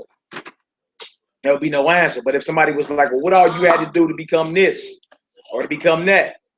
What did you have to do? Shalom, man. Shabbat shalom. Like, what did you have to do? Shalom, twin. What did you have to do to become this or to become that? You would know every intricate detail. Like if to become an alpha, you would know every intricate detail on becoming that. So if somebody would say, all right, well, I'm under the covenant of the Most High, then what does the covenant of the Most High imply? You feel me? Like, in other words, you can't say I'm under the covenant of the Lord and you don't know what his covenant is. Impossible. But somebody asks you, what did you need to do to join the Grape Street Crips? Or what you need to do to join the Cowboys? You would know what you had to do because you're in league or part of that covenant. You see what I'm saying? So somebody was to ask, are you part of the covenant of God? Right? Hopefully that would be, your answer would be yes. And the next question would be like, well, what does the covenant of God imply? What is that? You feel me? Then you would have to go and tell them in detail, this is what the covenant of God is. The reason being, if you was an alpha and they asked you, and you was just holding, I mean, you know, it wasn't no secrets or whatever, you was like, what all you had to do to become an alpha? You feel me? So what all do you have to do? No, I'm not, it's hypothetical. I'm not asking you to answer. I'm not even asking you to answer. It's a rhetorical question. I'm just saying, like, if somebody asked you about the covenant of God, then asked you about becoming an alpha and league with the alphas, you would have more of an answer for. I have an answer for both now. But for the alpha, I'm saying we talking about back when you was like when I was in school. Yeah, I didn't know about the. I know. That's I can definitely answer that then. Right. Now I can answer both. But that's the point. You talking about now, though, right? That's the point. Yeah, I'm talking about now. Like you told me what I was talking about then. You talking about now. Yeah, of course I'm talking about now. That's what I'm talking about now. But you would have to know everything you need to do to become one. Yeah. An alpha, right? Yeah. Or you have to know everything you need to do to become a son of God. Yeah. Right? Yeah. In order for you to be in covenant with that. Right? This right here say when they partook of another covenant, the flip side is they forsook the covenant of God and were sold to do mischief. So you can't be in two covenants, you can't be in the covenant or in league with the alphas and in the covenant of God. It's impossible. The alphas is a Greek covenant. You did? Come on out, let's read. Now when the kingdom We was in First Maccabees, Hebrew. First Maccabees chapter 1. Go ahead, Al. verse 16. Yeah. Now when the kingdom was established before Antiochus, he thought to reign over Egypt, that he might have the dominion over 2 realms. Right. Wherefore he entered into Egypt with a great multitude, with chariots and elephants and horsemen, and a great navy, and made war against Ptolemy, king of Egypt. Yeah, these Greeks on Greeks now. Go ahead. But Ptolemy was afraid of him and fled, and many were wounded to death. Thus they got to the strong cities in the land of Egypt, and took the spoils thereof. And after that, Antiochus had smitten Egypt. He returned again in the 143rd year, and went up against Israel and Jerusalem with a great multitude, and entered proudly into the sanctuary. Proudly, yeah, go ahead. And took away the golden altar, and the candlestick of light, and all the vessels thereof. This is part of joining to the Greek covenant. You see, here comes the hit on the worship of the true and living God. If it was all innocent, why the worship of the true and living God got to be under attack? Eventually, you finna have to choose a side. Yeah. Notice he come back into Jerusalem and he enters right into the temple and he starts spoiling the temple of God, robbing it, doing all type of hideous things. You understand? This is what the covenant with the Greeks implied. Start off like, yeah, it's all good, but the end game is get rid of that God of that Bible. That's the end game of it. Let's read out. And the table of the showbread, Yeah. and the pouring vessels, and the vials, and the censers of gold, and the veil, and the crowns, and the golden ornaments that were before the temple, all which he pulled off. He took also the silver and the gold, and the precious vessels. Also he took the hidden treasures which he found. And when he had taken all away, he went into his own land, having made a great massacre. A great who? Massacre. Massacre. The whole thing is just lay down these people, right? Go ahead. And spoken very proud. Jump down to verse 29. And after 2 years fully expired, the king sent his chief collector of tribute unto the cities of Judah, who came unto Jerusalem with a great multitude. Now y'all got to pay how y'all weigh. Where my money at? Since I'm ruling y'all and y'all tributary to me, and y'all done came up under this Greek covenant, where my money at? Because y'all not Greeks. You got to pay your dues. So I'm going to send my chief collector or my accountant down there, tell them empty out them treasures. I need my money. See, it start off as fun. You got perks. Yeah. You feel That's me? right. It's a lot easy to go along with the evil, but the end game, get at their God and get at his people. That's the end game of it all. All right? It start off feeling innocent and fun, but the end game is you end up more of a Greek than an actual Greek. And you'll fight tooth and nail to defend it. Come on, Hebrew, let's get it. And spake peaceable words unto them, Uh-huh. but all was deceit. Come in speaking well, peaceable words, just like this heathen did with the natives here in this land. Came here speaking well, diddly do, neighbors, it's all good. Yeah, but I'm here for blood. That's right. See, I'm here for blood. Come on, now. For when they had given him credence, he fell suddenly upon the city, and smote it very sore, and destroyed much people of Israel. And when he had taken the spoils of the city, he set it on fire, and poured down the houses and walls thereof on every side. But the women and children took they captive, and possessed the cattle. Then builded the city of David with a great and strong wall, and with mighty towers, and made it a stronghold for them. So knows our women and children ain't exempt in this either. You feel me? It's wartime, and you know when the men get killed, they come in and have their way with the women and the children, and indoctrinate them. What do you think they indoctrinating them in? Greek culture, a Greek covenant. You see, this is the end game of this Greek society that you want to join. Or our people, not even singling out anybody here, our people, period. You feel me? It's crazy all this went down 2,500 years ago, and today it's Negroes that call themselves Black Greeks. That's crazy. After you read about all the atrocities and how they murdered our people the way they did. That's almost like saying, I'm a Black Klansman. Because they did the same thing. You see what I'm saying? The exact same thing. Yeah.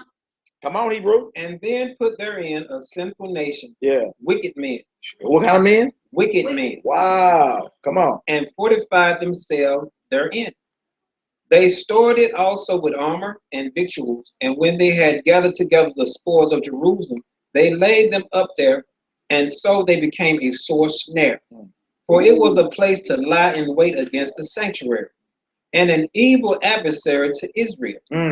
Thus they shed innocent blood on every side of the sanctuary and defiled it. Wow. insomuch that the inhabitants of Jerusalem fled because of them. You see, the real Israelites had to flee. Like it was a hit put down by the controlling government. Guess what? If you ain't down with what we doing, it's death for you. And y'all done heard about the New World Order? All this what we reading about that happened 2,500 years ago is coming back full circle. So a decision is gonna have to be made. You feel me? For the sake of peace and for the sake of, you know, living a little while longer, do you go against your God? That's the question. You see the end game for those that go along with it, still death. You understand? It's still you getting put down.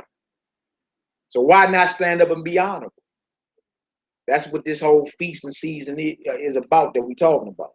All right, but we got to lay the groundwork before we actually get to the brothers that stood up. And then you can ask yourself, which one am I?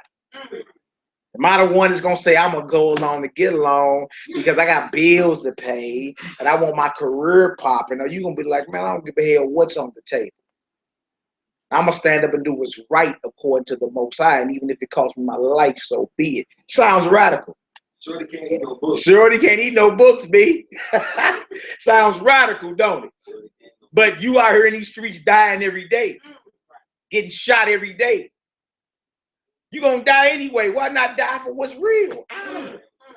You dying anyway out here and got the nerve to talk about me saying, no deal, I'll die before I go against my God is radical. But you going to run out here and get your ass shot every day over nothing. I got a few more verses I'm coming to you. I'm coming right to you. Go ahead, Alex. Whereupon the city was made an habitation of strangers. Yeah. And became strange to those that were born in her. Wow. And her children left her. Her sanctuary was laid waste like a wilderness. Her feast was turned into mourning. Yeah. Her Sabbaths into reproach. Her honor into contempt. So you see the complete reversal. The whole thing of accepting Greek culture, it took us from gold to rust, from light to darkness. All for the sake of your present time, because you like, man, it's a little hard because we going against them. They all imposing their way. But you see, the whole end game is what? You're not the son of God no more. You're the son of the devil. There, at the end, you're the son of the devil. We got y'all. Because you ain't want to stand up and be honored. See what I'm saying? It's more, see, the thing is this. The Bible tell you none of us live and die unto ourselves. You understand? Somebody taught you how to do all that. Like we are individuals, we a nation of people. That's how we got to think. Yeah, you got to stop thinking individually. Like, well, it's about mine and I. Well, if these brothers had did that, then we wouldn't even be on this planet right now. You see, the great men in the scriptures were selfless. They put their people before themselves. That's how we are today. Yeah. Yeah. Come on, Hebrew. What else to say? As had been her glory, so was her dishonor increased, and her excellency was turned into mourning. Come on. Moreover, King Antiochus wrote to his whole kingdom. Come on. That all should be one people. All should be who? One people. Now y'all done heard all that before. Yeah. Bring it out, bro. We are. You grew up hearing that. We all the same people. Can't we all just get along? See, the whole New World Order is to what? Eliminate all boundaries or whatever you're talking about. We all one people. So that one crazy song, it don't matter if he's black or white, all his blood was red. Yeah. Yeah, that's it. But notice the end game of us joining the Greek way of life is, look, lay down everything you talking about. We all one people. That's when it's short. That's when it could see, and that's the whole point. From being the top. You were made to be the head. Yeah. Now you became a tail. Now you tail. You don't hear that one people talking about. Yeah. The only one people who talk that they feel they equal to or give them the most opposition. Wow. Wow, man. That we all should be one people. So you're looking at the New World Order 2,500 years ago. And that's coming. It's coming right back around. Man. Oh, feel me? There ain't no black, there ain't no white, there ain't no this, there ain't no that. We all one. One Confederate. It's the hit against the Most High, though, and his people. That's what it's about. All right, come on, now. And everyone should leave his law. Hold on, and everyone should what? Leave his law. Go ahead. So all the heathen agreed according to the commandment of the king. Yea, many also of the Israelites. No, many also who? Of the Israelites. Many of our people. Many of the Israelites. Go ahead. Consented to his religion. Wow. And sacrificed unto idols and profaned the Sabbath. So many Israelites say, you know what? We are one people. All day, 2 days. We good with what All he's day, talking about. 2 days. So guess what? Let us start going against our God since we are one people. Hell, if they doing it, we can do it too. And they prosper. We want the trinkets. We want the rights now. Did you say the trinkets? What? Come on, Hebrew. What else you I say? got a quick question. Go ahead. So they're just like saying, like, so the stand behind Donnie took him, like, Dr. Martin Luther King is saying we all is one with right? Nah, what? His dream is not of the Lord. And he was a false prophet. Yeah. I'm just saying that, like, if you want peace, as far as like your people where you can walk around freely, you got to worry about looking over your shoulder. That's wrong. Yeah, but I mean the thing is this, the thing is this is not true. Like you would never receive it. The Indians ain't receive their property. Well, on their land. Yeah, but I'm saying that, I mean, that's true. The thing is, you would have to look into nation and history and find out when have any nation. But I'm just saying, if they look, let me see finish. a better tomorrow. It's better than what it was when they was here. Yeah, but true about this. Martin Luther King. Look, bro, listen. Listen real quick. Listen. What was Martin Luther King's last words before he got killed? He had a dream. Nah. You know. Nah. His last words was, I fear I have integrated my people into a burning house. Because he knew that dream was a pipe dream. There's no such thing as an oppressor enslaving you and then giving you equal rights. He said, I fear I have integrated my people into a burning house. He also mentioned reparations. Now, when he started talking about pay me what you owe me, they said, oh, nigga, it's time for you to go. That's because it became a problem. Yeah, he started talking about reparations. King was embedded with the enemy, dog. You know what I'm saying? And when he decided that, you know what I mean? I'm telling you that it's not. It's no reason for marching and protesting if he was in the bed with the enemy. Hold on. You want do you want your answer? He's gonna tell you. Do you want your answer? Marching means you going to war, but at the same time, protesting is the most passive act you take in any type of war. That's the softest thing you can do is go stand up in front of a bunch of niggas with guns and sticks, come out busting your head with a book in your hand. When black people got so tired, they said, I don't give a damn, I'm gonna die. Then all of a sudden he show up and everybody get cool. See, the government use him as a puppet to chill Jew. But when we get mad and we say, I don't give a damn if I get or die, the world says, oh, it's a wrap. It's over. So they go get this nigga and they make him stand in front of people so we can all get along. And he start getting them old feel good speeches and they be cool.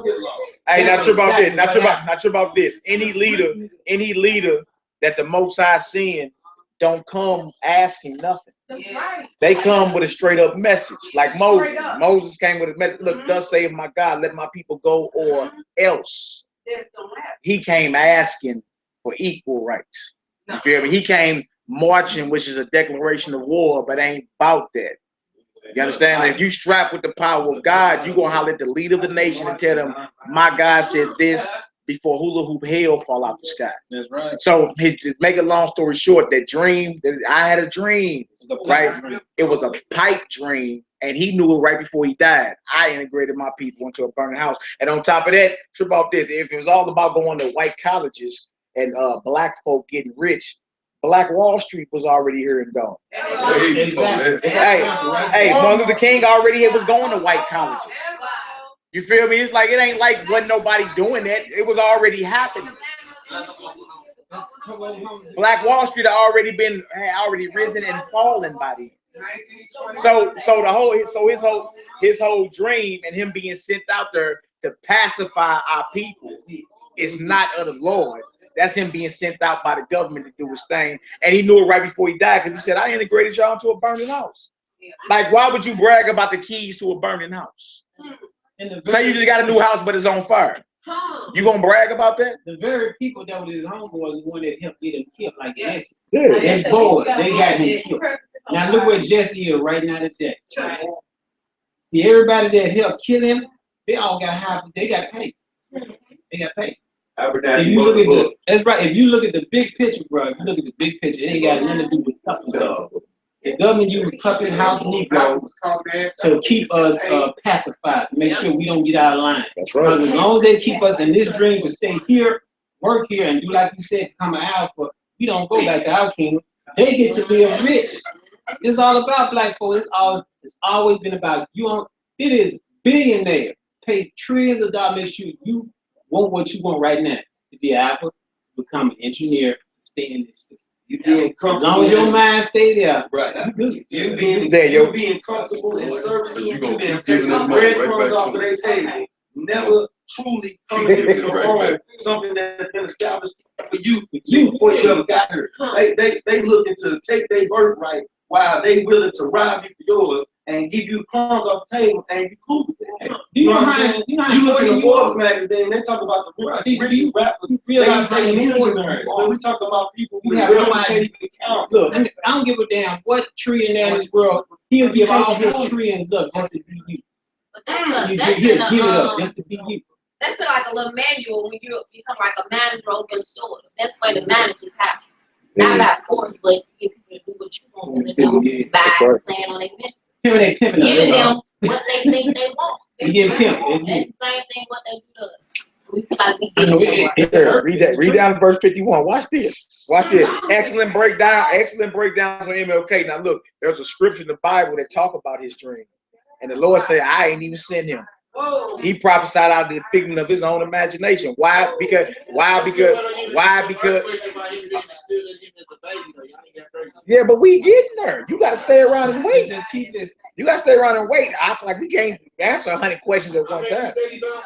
No, we back. This is what we're here for. We're here for dedication and the Greek culture and how it destroyed our people. That's what we're here for. Exactly. You feel me? Everything else we address when we get to it. All right, come on, Hebrew. Let's get it. Read For down. the king has sent letters to messengers unto Jerusalem and the cities of Judah, that they should follow the strange laws of the land. Follow the who? Strange laws of the land. Nah. This is the only spot in the Bible you'll hear about following the laws of the land verbatim. You feel me? You'll find out if we just stay in line with the Most High, then these laws have no authority or dominion over us. Big. But you hear people always saying, follow the laws of the land. Zero entry fine. You're going to find it in the Bible. This is the only spot you're going to find it. And those, they called it strange laws of the land. Strange because it had nothing to do with the covenant of God. Now, the Most High do tell us to keep ourselves in order while we amongst our oppressors. But you do that by keeping his commandments. You feel me? There ain't nowhere, if you get in any Bible app and type in laws of the land, follow the laws of the land, zero entries found. That means you made that up. Zero entry found, no matches found. That means you made that up. Right? And we see that the spirit behind all that is to get you off the laws of your God. Come on, Hebrew, what else to say? Go ahead, Doc. And forbid burnt offerings and sacrifice and drink offerings in the temple. And that they should profane the Sabbath and feast festival days. These are the laws of the land getting passed down. Stop worshiping your God, in other words. What y'all gonna do? And pollute the sanctuary and holy people. Yeah. Set up altars and groves and chapels, church, of idols and sacrifice swine's flesh. Sacrifice who? Swine's flesh. And unclean beasts. Now y'all realize that the attack on the people, because we are the temple of the Most High. It just said it right in there, and profane the people. You see? Go ahead, Al. I'm just tripping over this 2,500 years today. Bro, set up altars and groves and chapels of idols. That's all over right now. You walk outside the left. She went right across the street. Just all day long. Chapels, idols. And bro, you see these crosses on these churches. It's a church. These stained glass, bro. Brightly accurate description. So we can say that our people have been successfully Hellenized, Successfully Hellenized. converted into Greek culture. What do they call that conference they have for the fraternities and sororities every 4 years? Pan-Hellenic Conference. Hell. You got all the Catholics and the Albans and all the brothers and sisters and all these niggas come and pay homage to these white people. Yeah. They come pay homage to these white people organizations where they got Facebooks. But you know what else y'all can show research too? The first black Greek fraternity in the United States of America wasn't the Alphas, Kappas, none of that. It was called the Boule. Yeah. Look up the Boule, B-O-U-L-E, and you tell me if they were some revolutionary brothers that was about the redemption of their people, or was they about holding up Greek culture and society and uplifting the white man? Boule. The Boule bootlickers. The Boule bootlickers, yes sir. Yeah, look up the B-O-U-L-E, the Boule. Look them up. You gonna be like, man, this is the first black Greek fraternity in America. And most of your high-ranking Negroes in America today that you see deemed successful are part of the what's called the Boule. Yeah, all of them. They're part of the Masonic Lodge. Yeah, and they Mason, and they Masonic, which means that's another brotherhood, Yeah, another fraternity. To which, when you get to the 32nd to 30th degree, you got to acknowledge Satan is God. That's right. Come on, man. You start as a you want to be an alpha, right? That's just the progression. You move from alpha as you go on, and then depending on how thirsty you are, will show how fast they let you go up that ladder. But in the end game, bro, you realize all your life and everything you've been worshiping Lucifer all along. You've been giving everything and all your dedication and your life to him. That's gonna hurt your feelings. Now, this is deep. All your high-ranking preachers and pastors, I'm sorry, your pimps, these I'm saying things. All your high-ranking preachers and pastors, they're all Masons. Yeah. Ones that make it. They've been sold out. They have no problem leading their people into hellfire because they sold. For the sake of benefits. Just for and for the sake of what for the sake of living a little better. God forbid you back on the bus. Or God forbid you back in the ghetto with us black common folk. You feel me? So it's certain people that will fight tooth and nail to hold on to a certain status that they've obtained through these secret rituals and these organizations. When you look at it like, dang, what's bad with it, but the end game is for you to totally be not in subjection to the covenant of your God. You forget your God, his way, and that would make you an enemy of him. Yeah, come on, let's keep reading. We're gonna read that. Yeah. Go ahead, Al. That they should also leave their children uncircumcised and make their souls abominable with all manner of uncleanliness and profanation.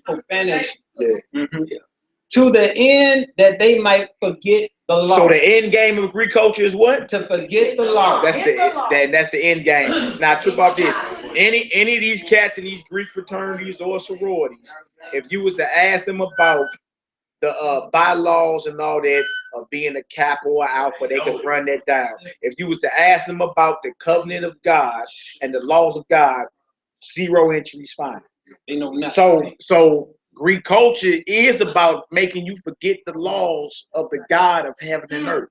That's the end game of it. It start off, of course, it can't come at you with smoking fangs and horns in their head because you'll stay away from it. But if it come at you, nice and smooth and promising you stuff, then you like, yeah, I don't see nothing wrong with it until you're trapped. That's the thing. And look, what they offering now ain't nothing more than what they was offering back then. Same exact thing, but the end was that what? You become an enemy of the God that created heaven and earth. And your children. Yeah. How you teach them. Yeah. Come on, Doc, let's get it. Watch this. Okay, got this second witness, Leviticus 20 and 25. Bring it out. Abominable. Ye shall therefore put differences between clean beasts and unclean, and between unclean fowls and clean, and ye shall not make your souls abominable by beast or by fowl or by any manner of living or any manner of living thing that creepeth on the ground, which I have separated you from as unclean. Yeah. I mean, if you look at it, I mean, this is what years ago, man. Hey. When we all on one accord, I mean, you can see the goal achieved. We in a room right now arguing about what our culture is. We in a room where we are defending the American westernized state. We defending, you know, they establishments and things like that. So it's obvious that this is true.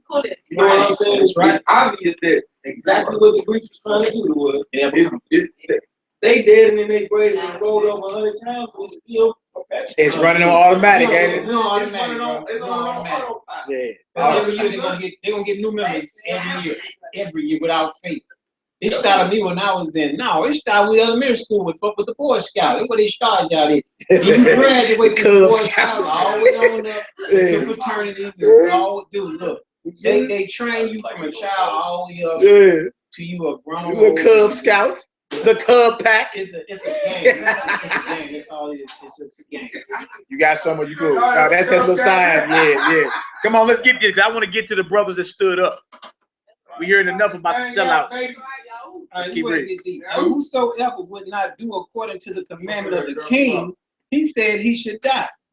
So and the self, bro, right up here, right up phone. Oh crap! That was it.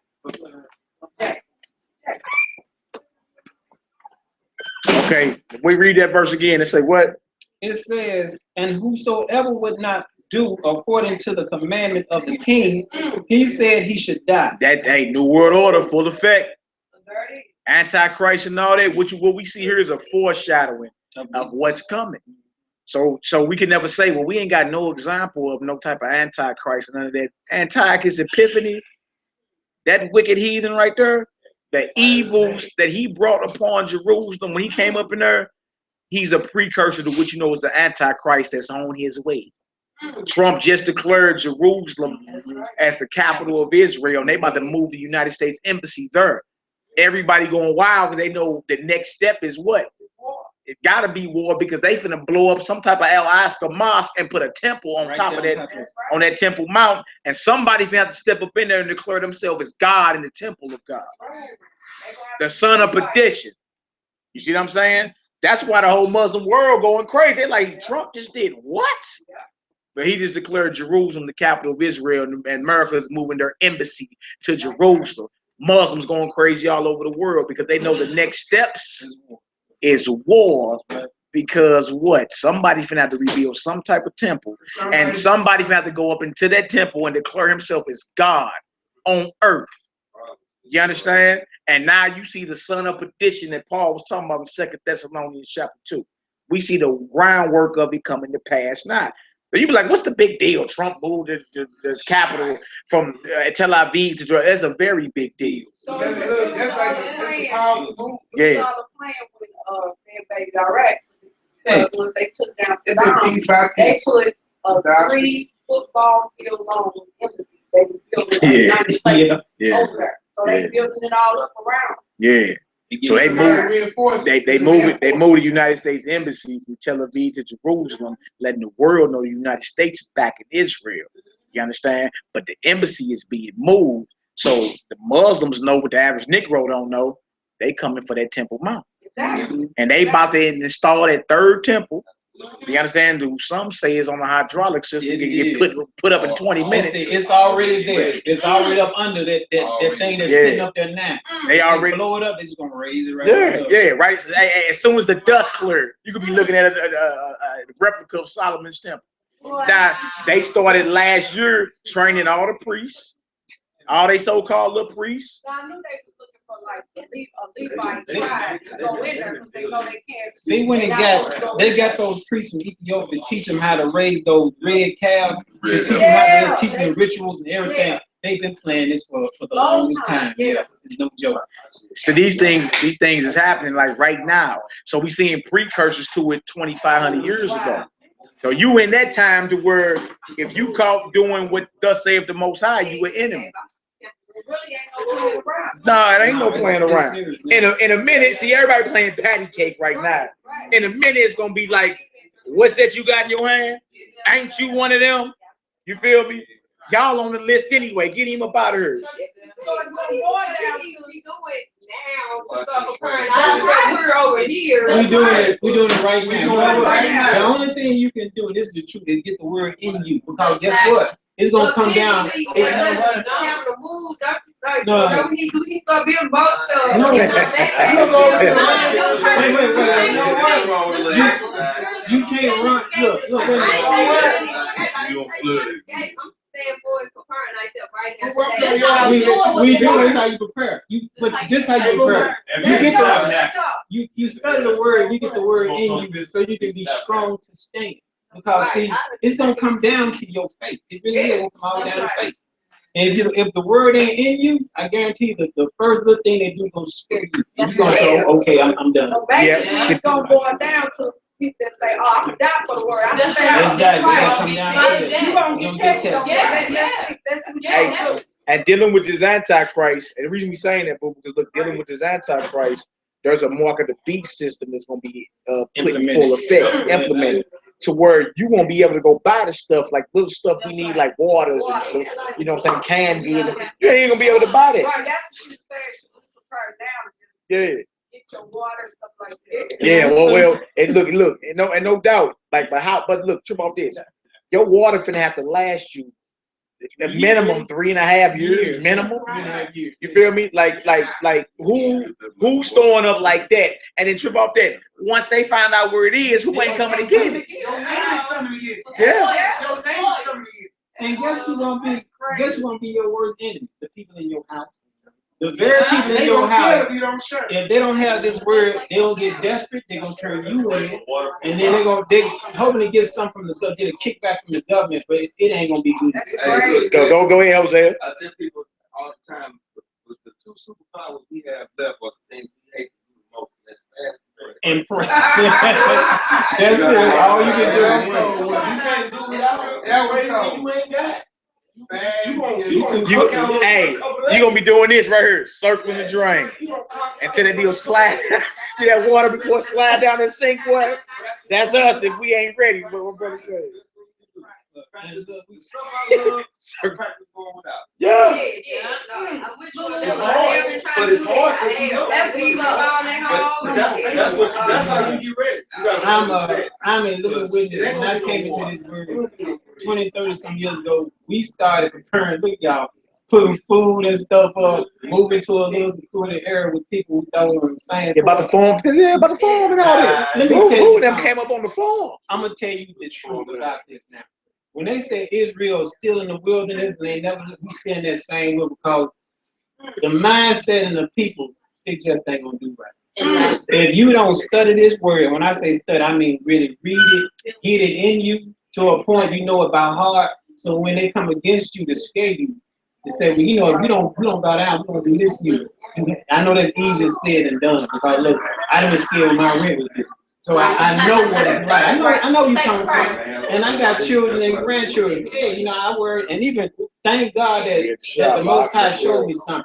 Before Christ died, He asked 3 times, please, take this, remove it. You know, this ain't for me. Take this cup from me. He asked His Father, you know, if it's not, you know, let your will be done. People scared.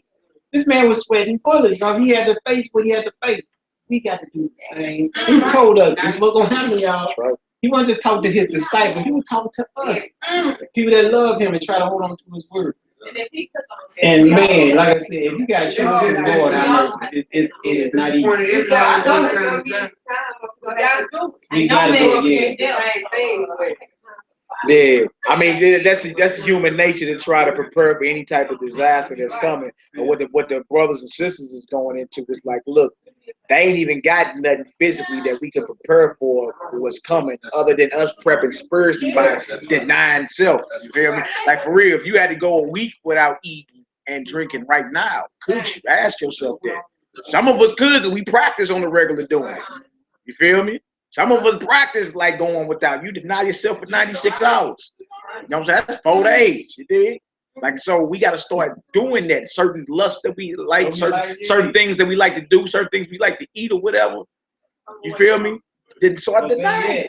That ain't like in that you get your power. You get your power in that. All your vices that you know you have, them the things that you need to start praying over and fast over like right now. That's a hard thing to do, yeah. Yeah. Certain things that we like to do, like our party favorites. Some brothers like to get together and throw that Remy back, and you feel me? It's time to start denying ourselves because these days is coming. All right, come on, now let's get it. Hey, and we've been in the wilderness before and was provided spirit. That's right. Yeah. So Well, now.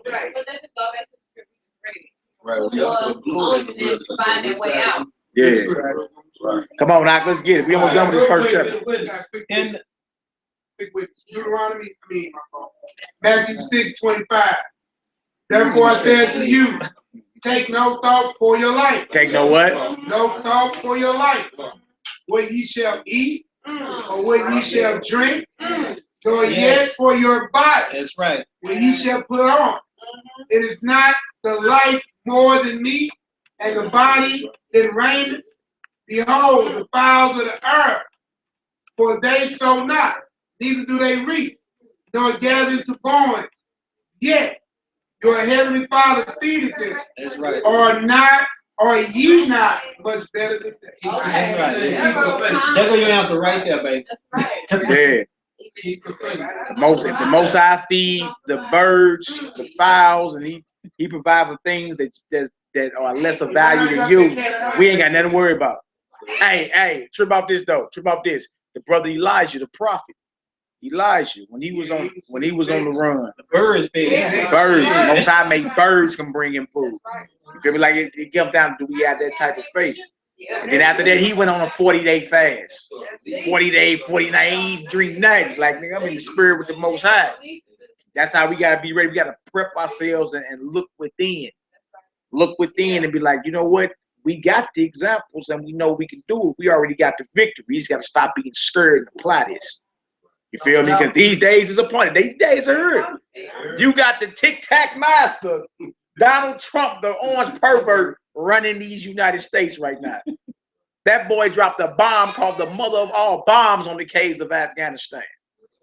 The biggest bomb in the United States arsenal that's non-nuclear. He said, "Oh yeah, go drop the bomb." It's called Moab. And then A week early, shot off 59 missiles into Syria. You see what I'm saying? Declared Jerusalem. That man, look, this man ain't playing no games. Like it's going down. So if you're not prepped for your entire reality to change, you fooling yourself. That's what's coming. You liable to wake up tomorrow, and that little money that everybody tripping off of be monopoly money rolling right down the street. Because it already ain't worth nothing. You wake up tomorrow and it could be sirens going off like, man, that World War III done kicked off. Kim Jong-un and launched some missiles over here. Everybody head toward the bunkers. Russia and Iran done invaded. Yeah. And then at that point, everything you know is life is off the table. Everything you know is life is off the table. Your whole reality gonna change. You think you gonna be worried about car notes and mortgages then? You ain't gonna be worried about none of that. But see, if you're not prepping yourself now to go without, you're doing yourself more of an injustice than anything. You gotta prep now, man. Sounds radical, but that's the best thing for you. All right. About having a room full of gold, but it ain't worth it. What you say, boy? Got a shed full of gold and can't buy nothing. Come on, Doc, let's get it. In the self-same manner wrote he to his whole kingdom. Yeah, where we at? 51. Y'all listening over there? What's up with y'all? Y'all, Nee got his own little corner going over there. Over there, he hawing. Yeah, he keep him a corner going. Come on, Hebrew, let's get it. In the self-same manner wrote he to his whole kingdom and appointed overseers over all the people, commanding the cities of Judah to sacrifice city by city. Then many of the people were gathered unto them, to wit, everyone that forsook the law. And so they committed evils in the land and drove the Israelites into secret places. See, so those that's under the covenant who rejected the Greek lifestyle was on the run. Right. Feel me? That day is coming back for us. We're gonna be on the run. You feel me? They already got some of us already in their system. You feel me? Color coded. right? Red, yellow, blue. Like the brothers that's threats, you right out the gate, get him off the streets. Yeah. And they know where we at because guess what? There we are right there. Oh yeah, we ain't hiding. We ain't hiding. This is what it is. It is what it is. You got your facial recognition, yeah. Wide head, yeah, in the flesh. Yeah, I really know where we at, man. We came around. Let's see if they can hear me. And drove the Israelites to secret places, even wheresoever they could flee for security. Which means for comfort. Wherever you can flee for comfort or safety, you understand? That's what we was doing. We was on the run. Y'all little jokers gonna get tightened up over there, man. All right, go ahead, Hebrew. Now the 15th day of the month, Caslu, in the 145th year, they set up the abomination of desolation upon the altar and builded idol altars throughout the cities of Judah on every side. So what they did was put the altar of a false god on the altar of the Most High. That was the abomination. You bring in the worship of another god into the temple of the Most High. That's what they did. And that's considered the abomination that make it desolate. That same type of thing is coming back around because remember, you the temple. You understand? You the temple. So put something inside your temple. Man, look, it's already inside there. If you part of some false worship, it's running on automatic. If you already in the Greek culture, you already a walking abomination. It is what it is. It's running on automatic right now. So notice they said it was called the abomination of desolation. Right? Go ahead. Right now, we in that month right now. This the month that we in right now.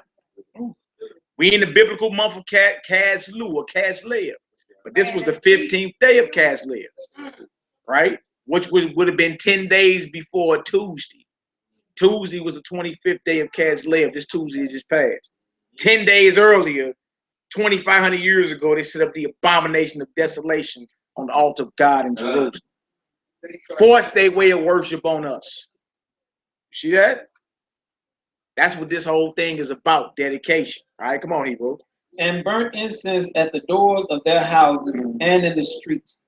And when they had rent in pieces the books of the law. And then did what? Hold on, did what? Rent in pieces the books of the law. So they tore all the Bibles, all the scriptures. This is gonna happen again. Now see that? They tore all the scriptures in half.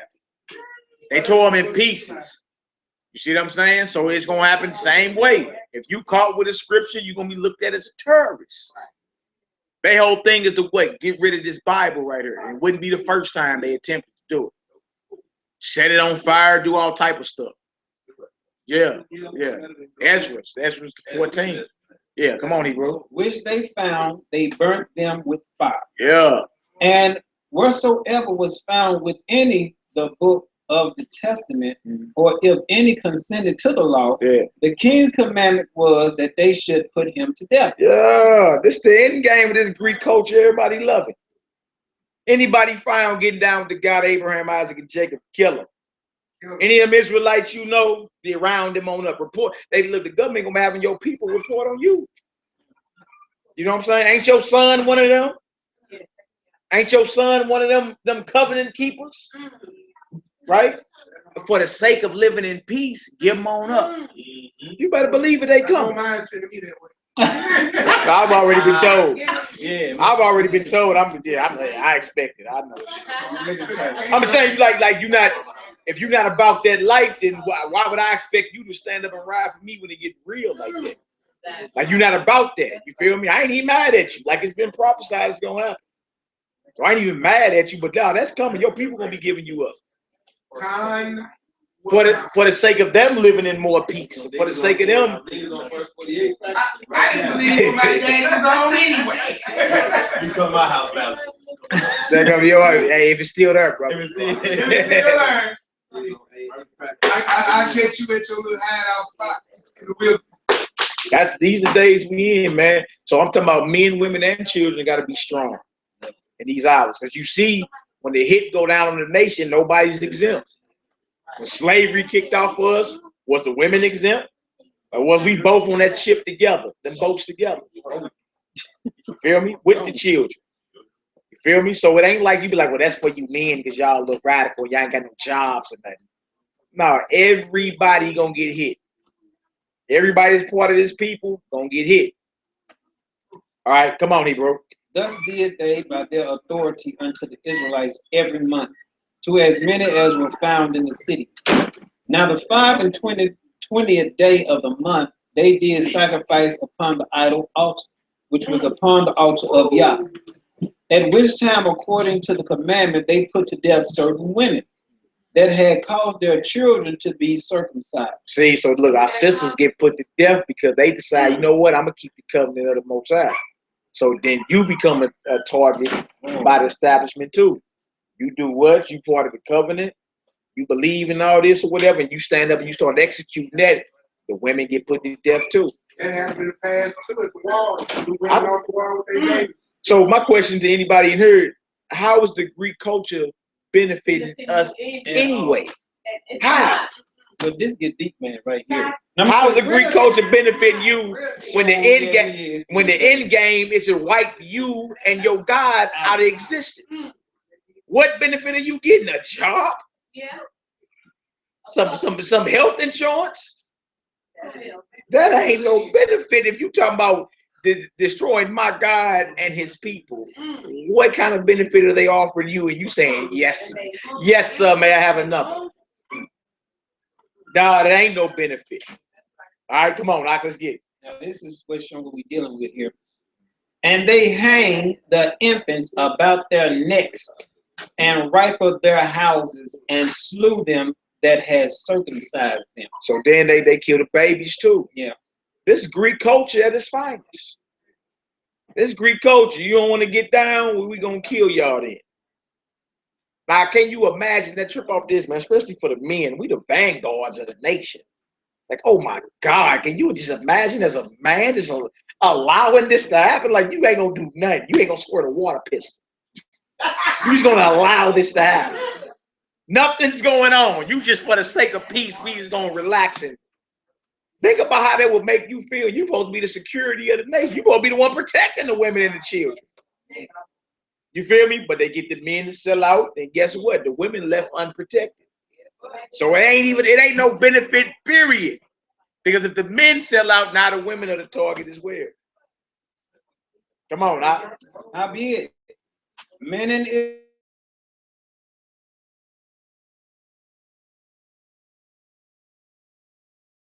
they chose rather to die. You see that? You see that? So it was many in Israel that was like, look, we're not going against the Most High. So you ask yourself, which one is you? Like, what faction are you? What faction are you in this hour? Are you the ones that choose even to lay your life down like many of the prophets of old? You say, what's up? We don't know the true answer right now. Like you said, think about it. Yeah. Give up certain things.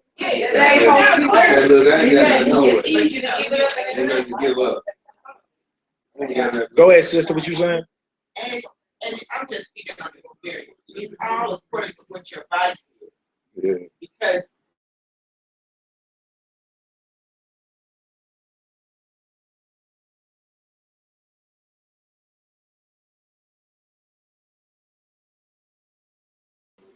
you're gonna have to make it go with Beatrice. But she just stopped. Yeah. So then about 2 weeks ago I was talking to her and I said, she was telling me how she gets up during the night and eat. And I said, you need to stop that. I said, the only way you're not gonna feel hungry is that you're dead. So let yourself get hungry and feel it. Do you know she said them biggest nagged her all night about that food? She said it was hard to let herself get hungry and to give up some cigarettes and weed. So you got to find what your vice is. But see what hers, she thought it was the cigarettes and the weed, but it wasn't. It was the food. It's the food. She said she didn't sleep that. She said this thing was coming at her so hard. They tell you about that tonight. He's not. It's the only way they can come up by fasting and praying. He said that part of their curse was going to be that they was going to hunger and thirst. That's what Christ was saying with the disciples. Like, how come these couldn't come out? He said, these kind only come out by fasting and praying because they hungry.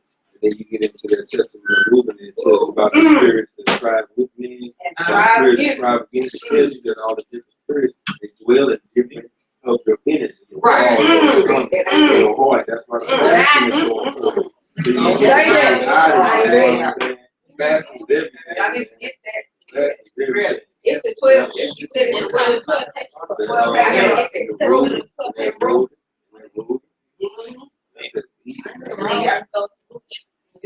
So look, you see that many in Israel were resolved to not defile or go against the Most High and chose rather to die.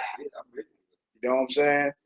I mean, but each individual got to make that for himself. Each individual got to make that decision for themselves. You know what I'm saying? If that time gonna come, you're gonna have to pass that final test. Don't flunk. You got to pass. You got to stand on that. Like, yeah, I'm taking this to the grave. That's how you're gonna have to be. The beautiful thing is we got examples. You feel me? And we can read and get the courage that we need. You know what I'm saying? Yeah. Yeah. Not nothing about who you used to be or what you thought it was. Either you got the spirit of the Most High in you or you don't. If you don't, you're gonna be found what's called lacking and want. You know what I'm saying? Then you gonna be the one that sell out. Because you're gonna be like, man, look, I ain't ate in 2 hours. I got the Julius Hunter lips, my lips ashy. Baby's crying, baby mama blowing my phone up. What I gotta do, man, is a new caste of society going on, it's a new system. You know what I'm saying? You're either gonna take a chip in your forehead or your right hand. Oh, just one clue though. You gotta sign this contract right here. And right here in the fine print it says that you acknowledge that Lucifer is God. What do? Baby mama blowing your phone up. Baby's crying. You ain't ate in 2 hours. You panicking. No more money. You feel me? Because when the market of beast hit, everybody from the streets to Wall Street don't feel it. Every thug nigga on the streets and every corporate broker on Wall Street is going to feel it. You feel me? And then the decision gonna be, you get down with Lucifer and his new world order, or you gonna stand. It's real easy to make that. It's real easy to make that boast on a full stomach. We just ate chicken. What we just finished eating chicken, drank some soda. It really easy to say whatever you gonna say. Nah, you feel me? And go ahead, bro. I did learn something, y'all. Like the longest I fasted, and this is true, like it was 11 days. Whoa, now, but I want y'all to know though, I drank something, but I didn't eat no food. But let me tell you something. That third, me and my wife started out together. Yes, we did.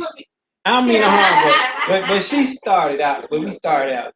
That third day, y'all, I was like on crack. I was so hungry. I was angry. I was shaking.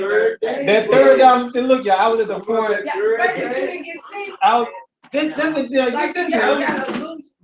I got kind of crazy that third day. I couldn't sleep. I couldn't do nothing. But that fourth day, it was like I was reborn. Do you know after I didn't eat for the fifth day, y'all, I was like brand new. I mean, you roll with it, yeah. Like that. That sickness. Now this I checked it out to see if I was just. That third day, look. My wife, look, y'all. That third day, she looked at me. She said, "F this, I'm getting here. MF is fake. And y'all ask, you can stay here or you can go eat with me." Man, she went along at the. I said, I'm gonna see this through, man. Look out, around the 6th and 7th day, someone right. I said, this can't be real. I felt so strong and so healthy. I went to the gym when I could run. I got a bad hip now, but I went to the gym, y'all. I ran strong for an hour. At my job, after working like what? I worked 2 shifts. I went to the gym and I ran for an hour straight. So wait a minute, you was fasting and still going to work. You didn't stay at home on this time. And I work and I can't say this, but I work at a place where your mind and your body is physically tested.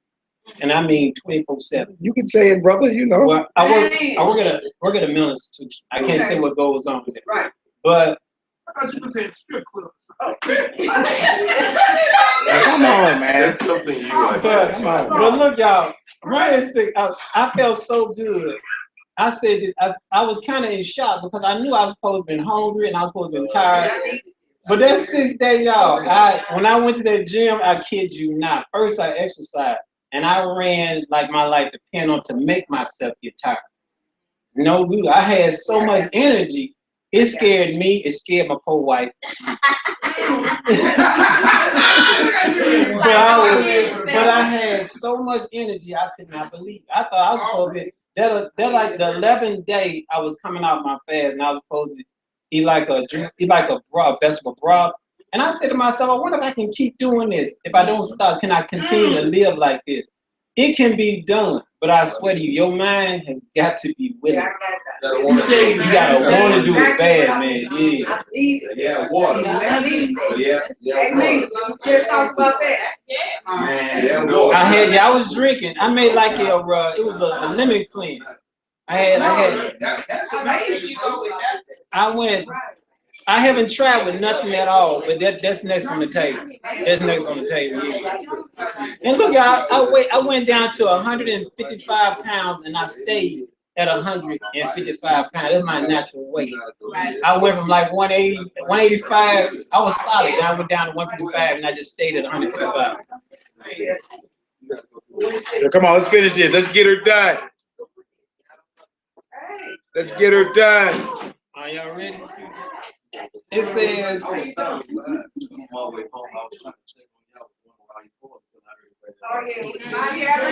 Make sure y'all was okay. That's Y'all good? You want to stay, brother? I got it. I got kids recording. Oh, okay. So if you want, come on back, man. You know. I appreciate you talking about checking on me. Always. We hold it down. Hey, Matt. He say about that. All right, for sure. it says that they may not, 63, that they may not be defiled with meats, and that they might not profane the holy covenant. So then they died. And there was very great wrath upon Israel. Y'all over there, y'all on corner just yapping. Yeah, over there talking. It's all good. Look, many died in Israel, right? Great mourning, great wrath. You need to go into chapter 2 to get the story on the brothers, the riders, the brothers that stood up and was resolved to go against Greek oppression and Greek tyranny, because they saw the end game was what? To make us get away from the worship of our God, in which defiles us in the end. You feel me? And they wasn't playing. They was killing men, women, and children. So in the end, becoming a Greek didn't benefit us, not an iota. And that's a Greek letter, iota. Didn't benefit us not one time. Did? Let's get into chapter 2, because if you got to sell out, you naturally gonna have the brothers that's gonna stand up. We may be few and far in between. You understand? But when you talk, when this deal really hit the fan, you gonna see the test of men's character, test of sisters' character. You gonna see it. You gonna see it. Some of the people you perceive as real strong gonna be selling out, checking out of here, making excuses for going against the Most High. The question is, which one are you? Feel me? Maybe you just sit down tight. I don't know. Yeah, maybe you just sit down. I mean, you know, we the stand-up type, but maybe you just sit down type.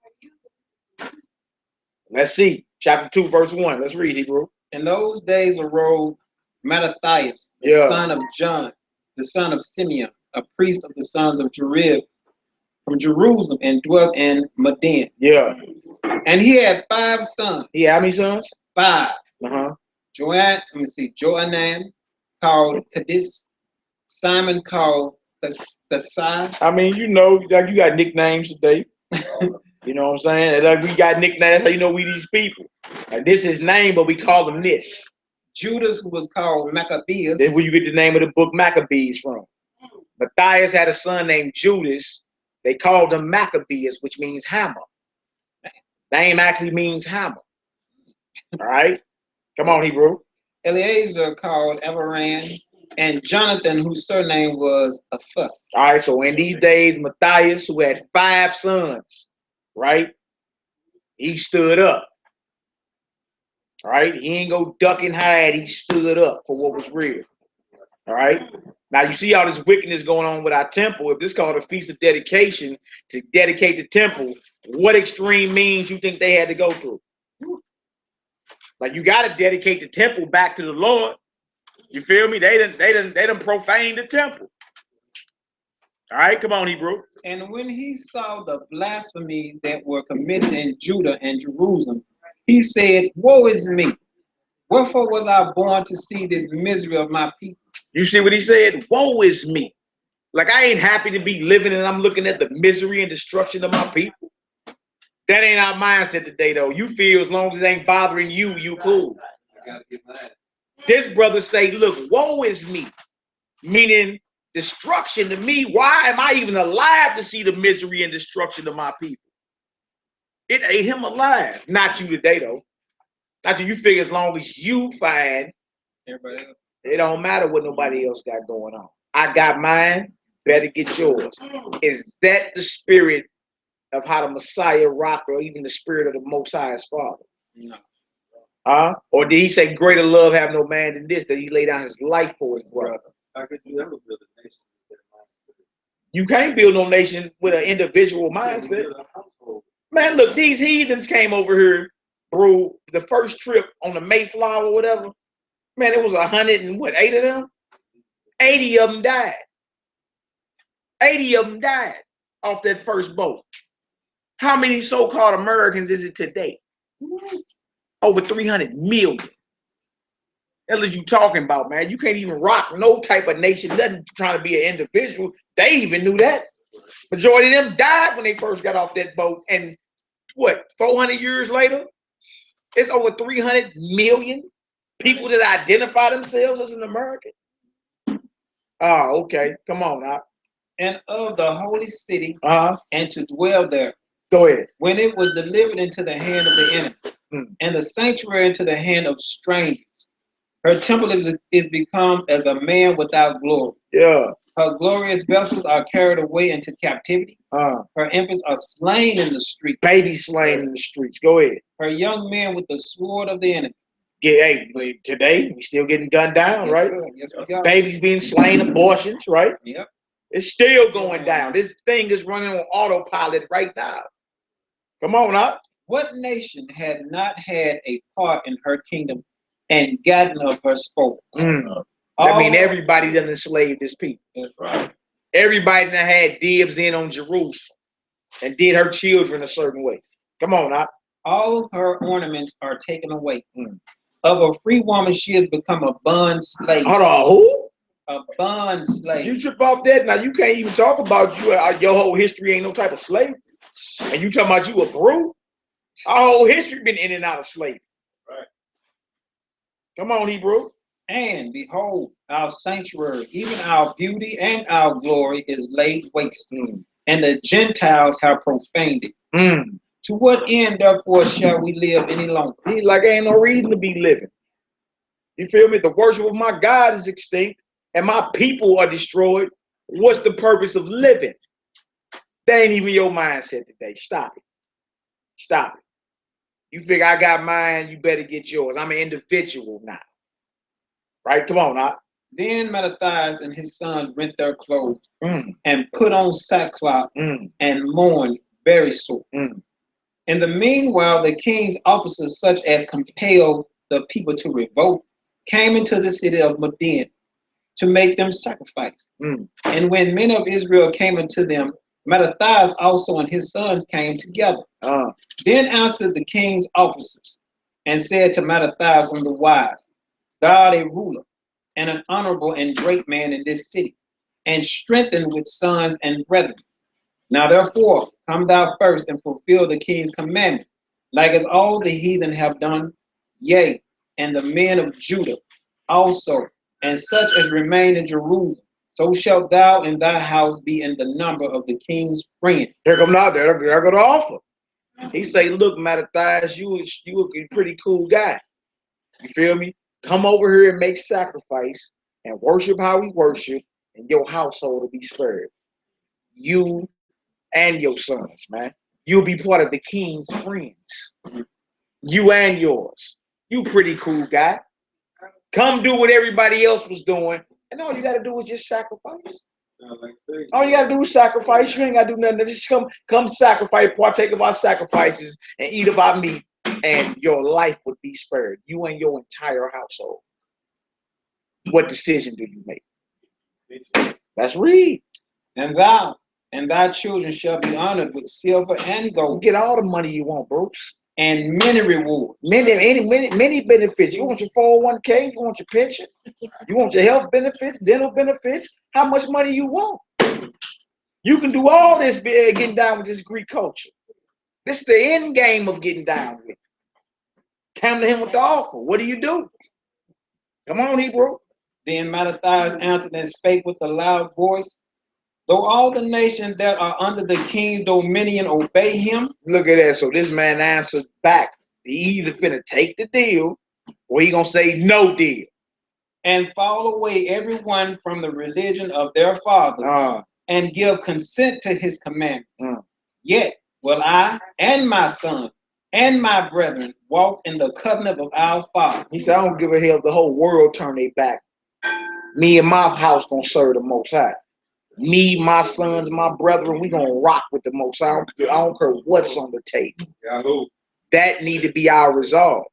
And if that ain't your resolve, you're an enemy of the Most High, because you gonna be one of the ones that sell out. You ain't got it in you to be like, man, if your response ain't what he just said, read his response again. Though what? What did he say?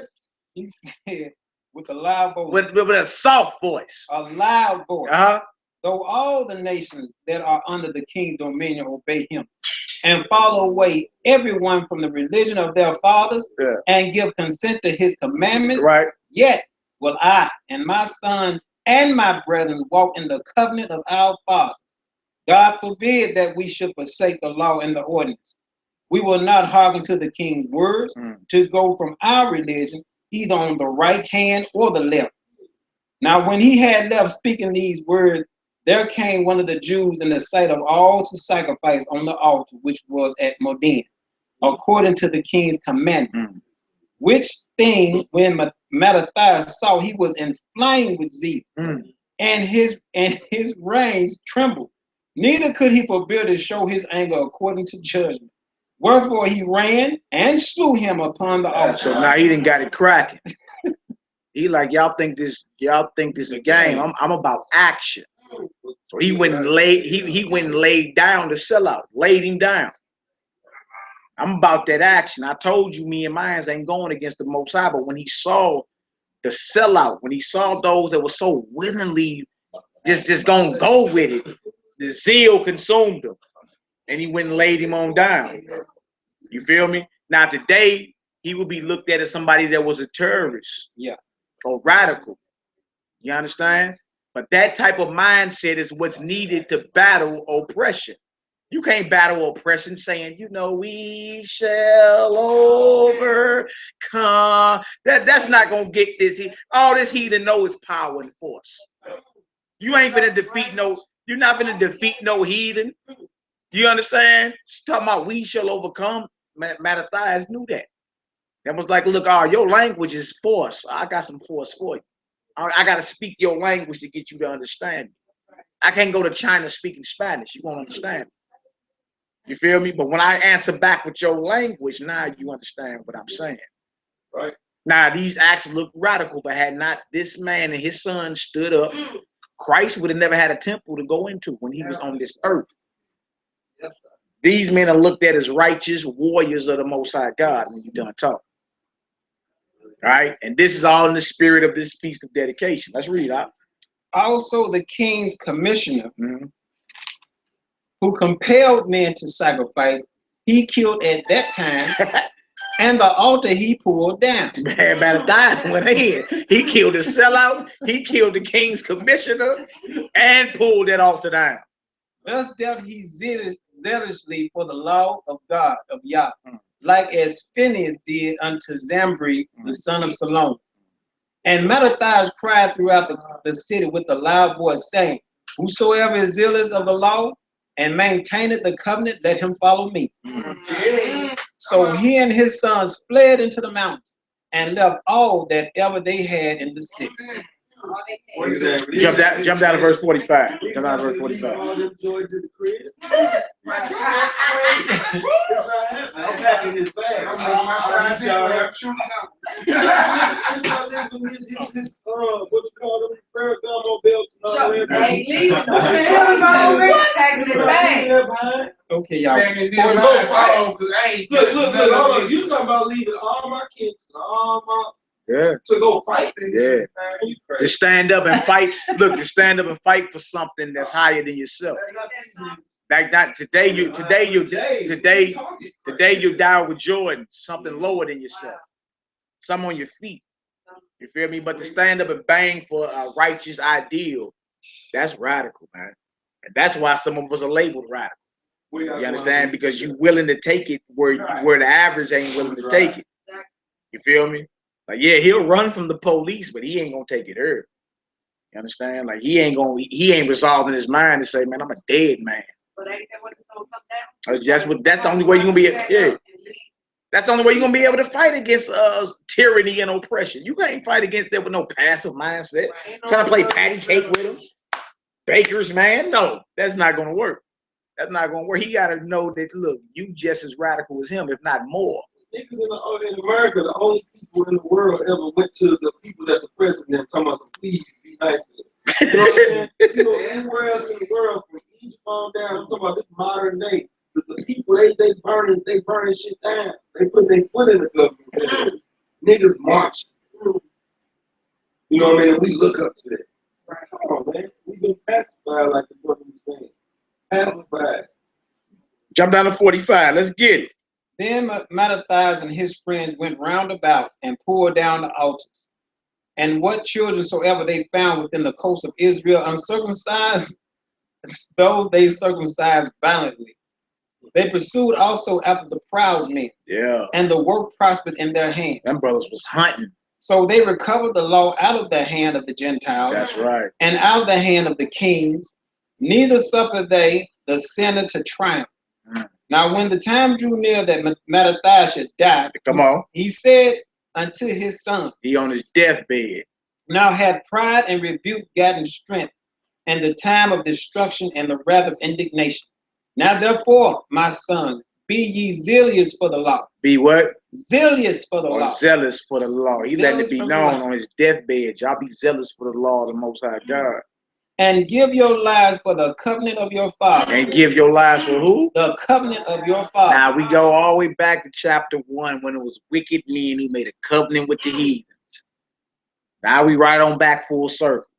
The righteous men, the warriors, you understand, those who the government was deeming as terrorists, on his deathbed, he say, give your lives for the covenant of the Most High God. Give your lives for that. Meaning dedicate your life to this righteous principle right here. You understand? And if you're looking for what's eternal, why not? Everything you hold on to is temporary. Everything you hold on to is temporary. Everything's in a constant change. You gain too much weight, you ain't gonna be in them clothes. Or lose too much weight, you can't fit them no more. Or them shoes get stole, you can't wear them no more. You understand? We banging for things that are temporary, but not for something that's eternal.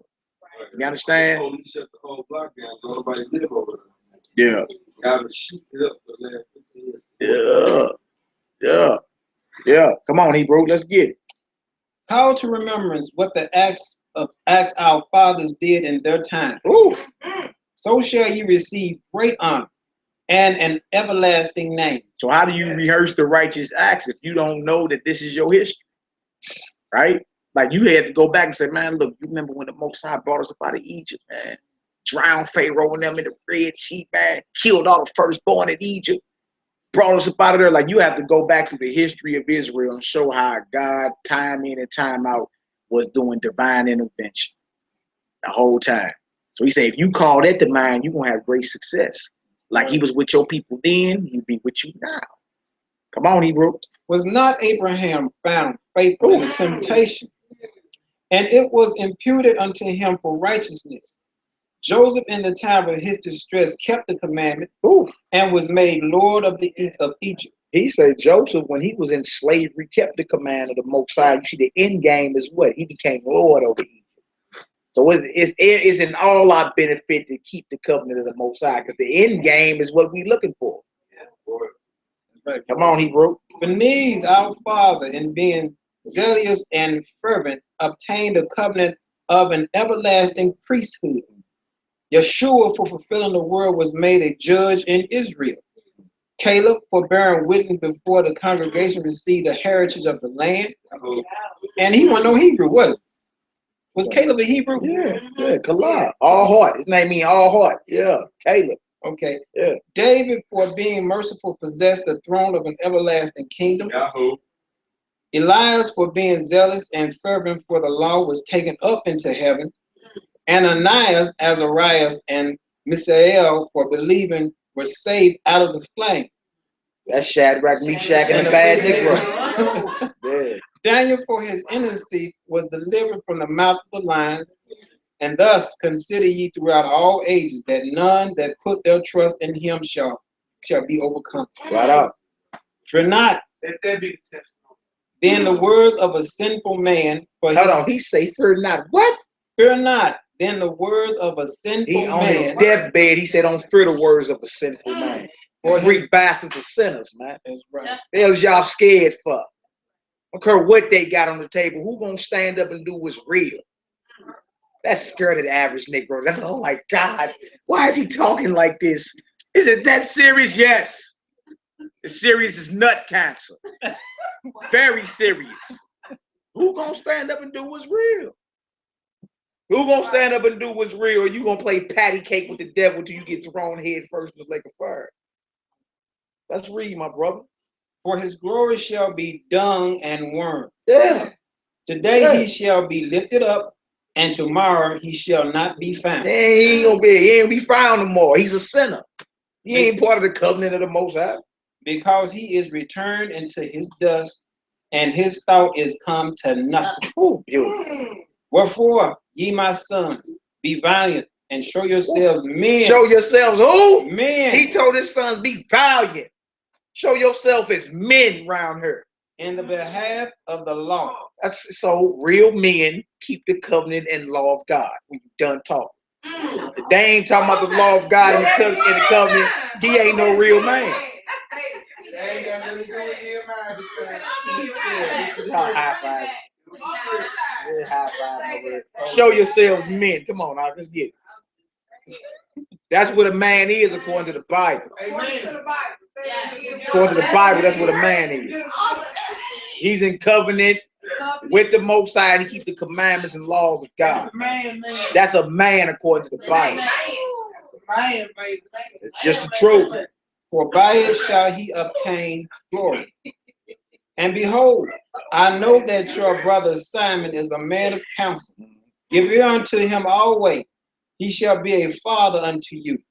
As for Judah Maccabeus, he had been mighty and strong, even from his youth up. That's right. Let him be your captain and fight the battle of the people. Take also unto you all those that have observed the law, and avenge ye the wrong of your people. And avenge ye the what? The wrong of your people. And on his deathbed, he's like, man, y'all bang out, man. Show yourself as men around her. If y'all don't stand up and be the vanguards of this, who gonna do it? Who you waiting on? Let's read, recompense fully the heathen. Fully. I like that. And take heed to the commandments of the law. So he blessed them and was gathered to his fathers, and he died in the 146th year, and his son buried him in the sepulchre of his fathers at Modim. And all Israel made great lamentations for him. Yeah. See that? That's just Mattathias. Where you at? Chapter 3? Chapter 3, yeah. Who are you? You want to take a break and read? You cool? You ready? I gotta take my wife. Okay, come on over here. Hey, you know, I know y'all been driving and all that. Salute, happy feature dedication. Come on over here, man. Let's get a couple more of these. You got a couple verses in chapter 3. Watch yourself, brother. Watch yourself, brother. We got a few verses in chapter 3, chapter 4. We gotta show Elder Eleazar too. You feel me? And how he had to stand up. And then we get up out of here. We got a few more. We just want to show what the dedication is.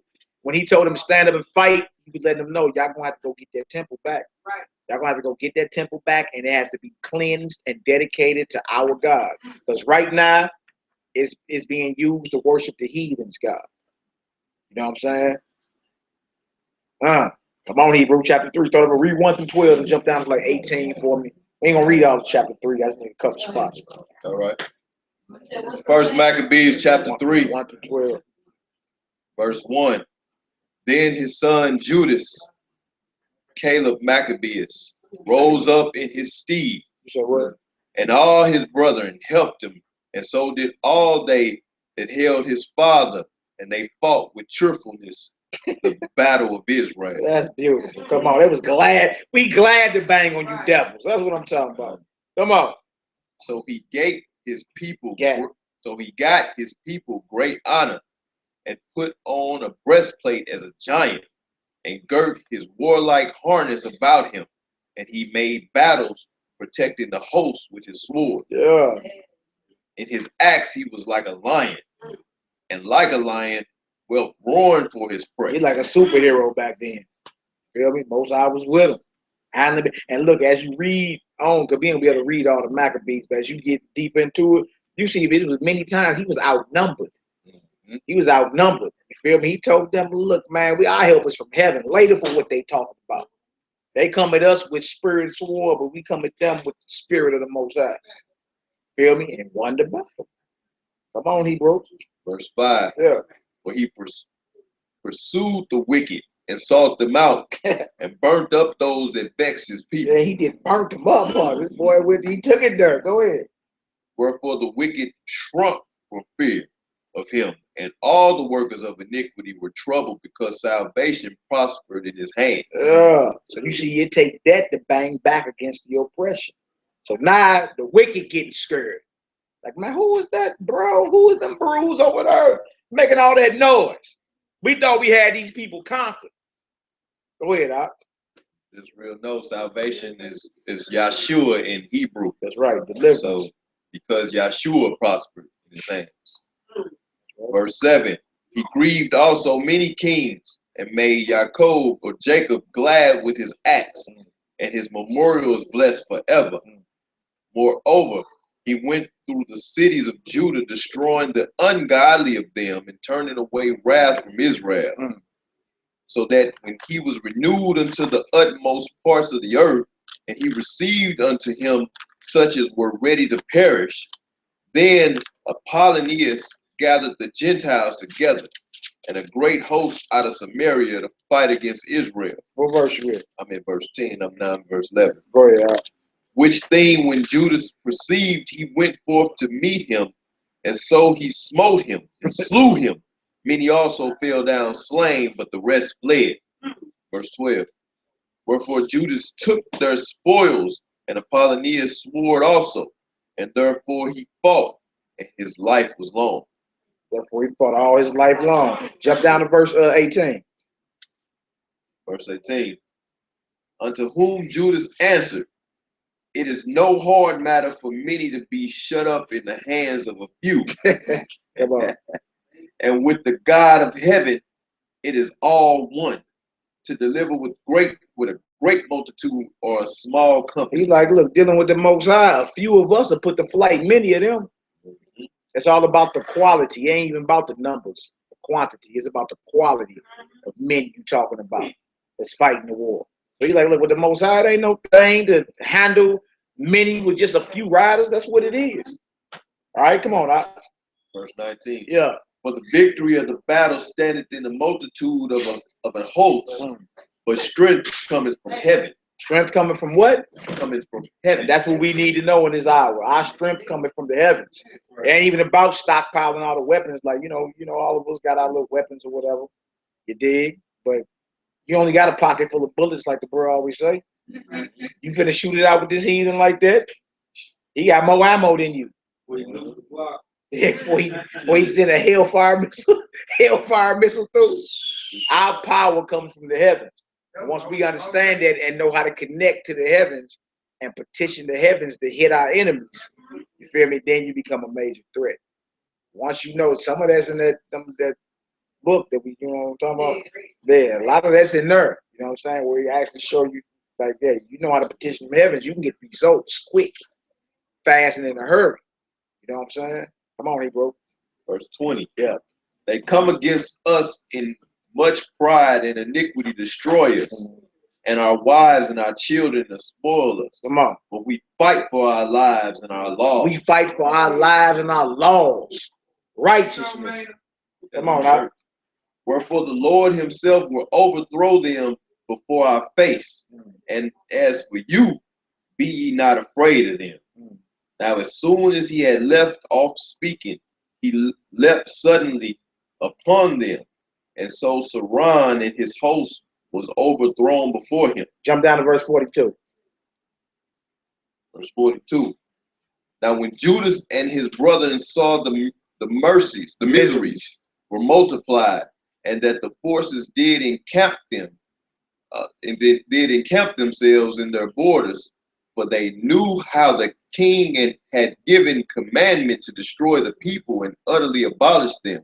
They said one to another, let us restore the decay estate of our people, and let us fight for our people and the sanctuary. Meaning the temple and the temple. He like, look, let's restore all this. Because the heathen that came in and put his worship in there, it's time for us to dedicate this to the Most High.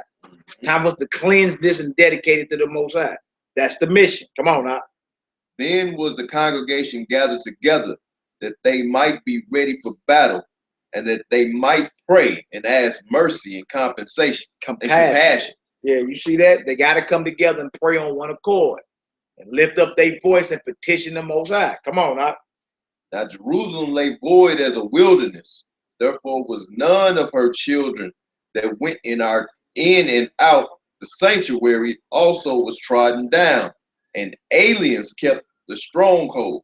The heathen had their habitations in that place, and joy was taken from Jacob, and the pipe with the harp ceased.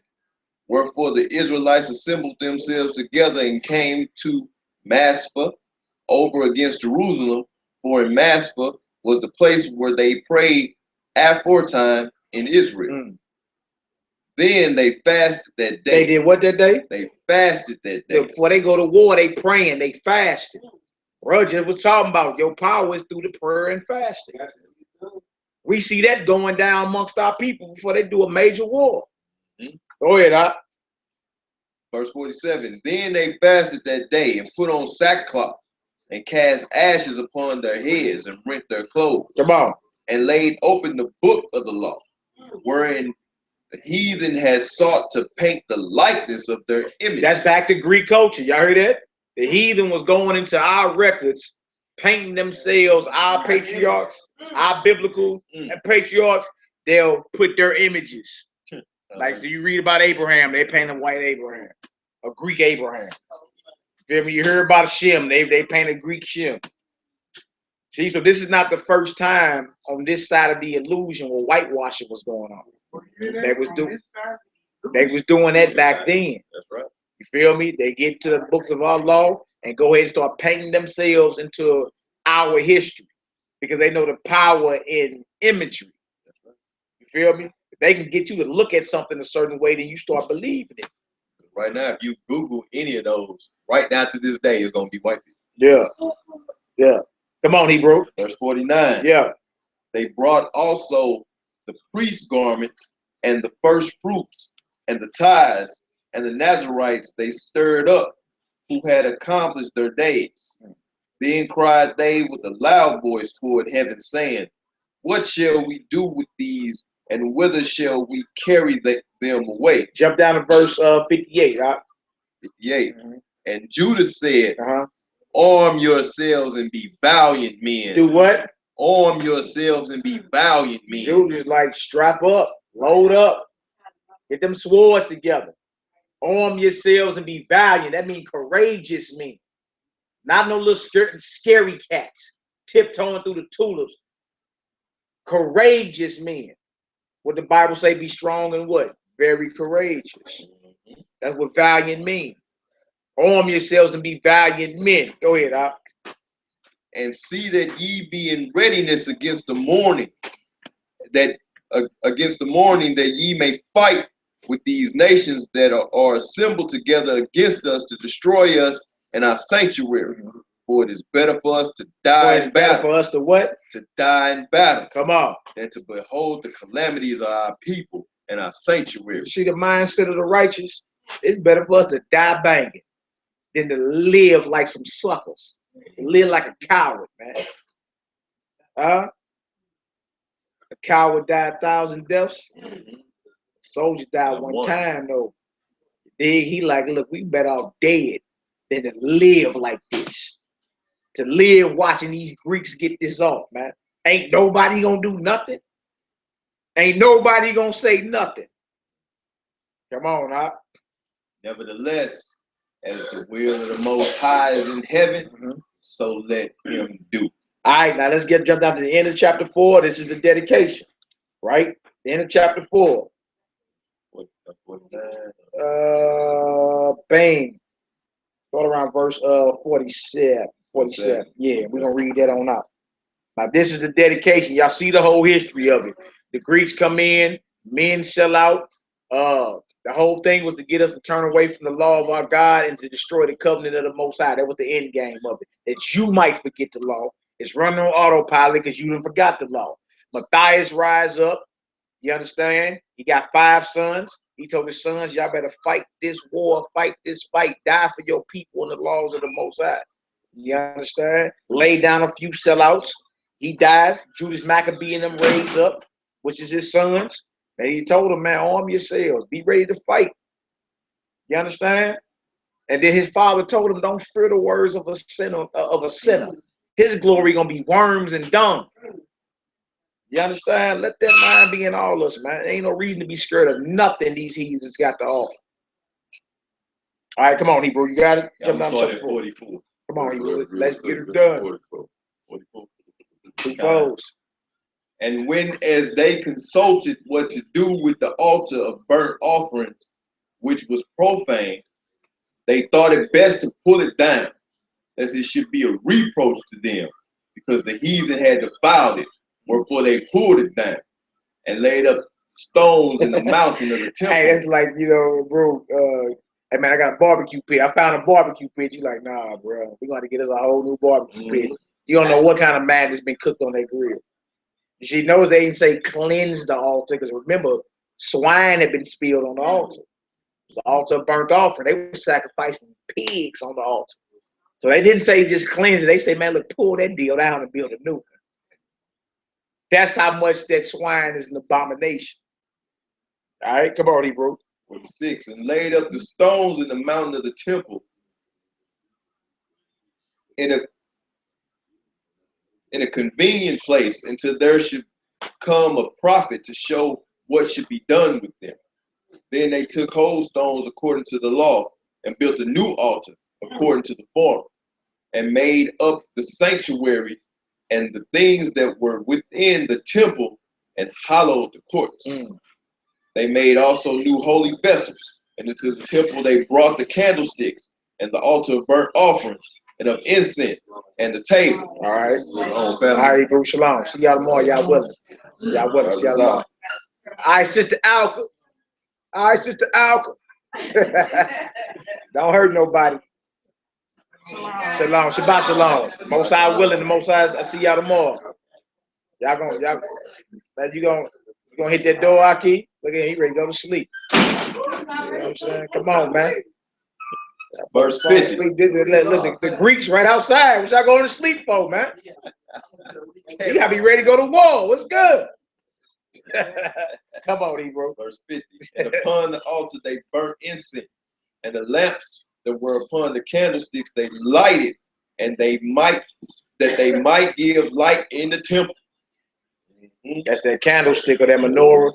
All of them. The 7 lights, 7 candles. Now, Jewish tradition is they had enough oil for 1 day, but it burned 8 days or something like that. Or you just light 1 candle a night. Nah, that right there say all the menorah candles were lit so that it could give a light in the temple. Yes. You feel me? That's how quick Judaism can slip into there. You feel me? Like those are Jewish traditions that ain't even in the scripture. There was only enough oil for one day or one night, but it burned 8 nights. That's not in there. You feel me? Nor that you only light one candle a night. No, you light all of them every night of the Feast of Dedication. All right, go ahead, Al. Furthermore, they set the loaves upon the table and spread out the boughs, and finished all the works which they had begun to make. Now on the 25th day of the 9th month, which is called the month Keslev. Notice they Christmas is December the what? 25th. Christmas December the 25th. Our feast is on the 25th day of this month right here. The 9th month. You see, Satan got what he do right next to what the Most High ordained. Feel me? All his little holidays right around the Most High. You got what is Easter, Passover. You understand? You got your around your Thanksgiving. You got the tabernacles and all that. Feel me? Around the dedication, you got what? Christmas. He's mimicking. Because you're going to see how they deck the temple. Now they decking trees. You see what I'm saying? Like, so if you ain't careful, you be like, dang, it's the same. No, it ain't nowhere near the same thing. This ain't even the same history.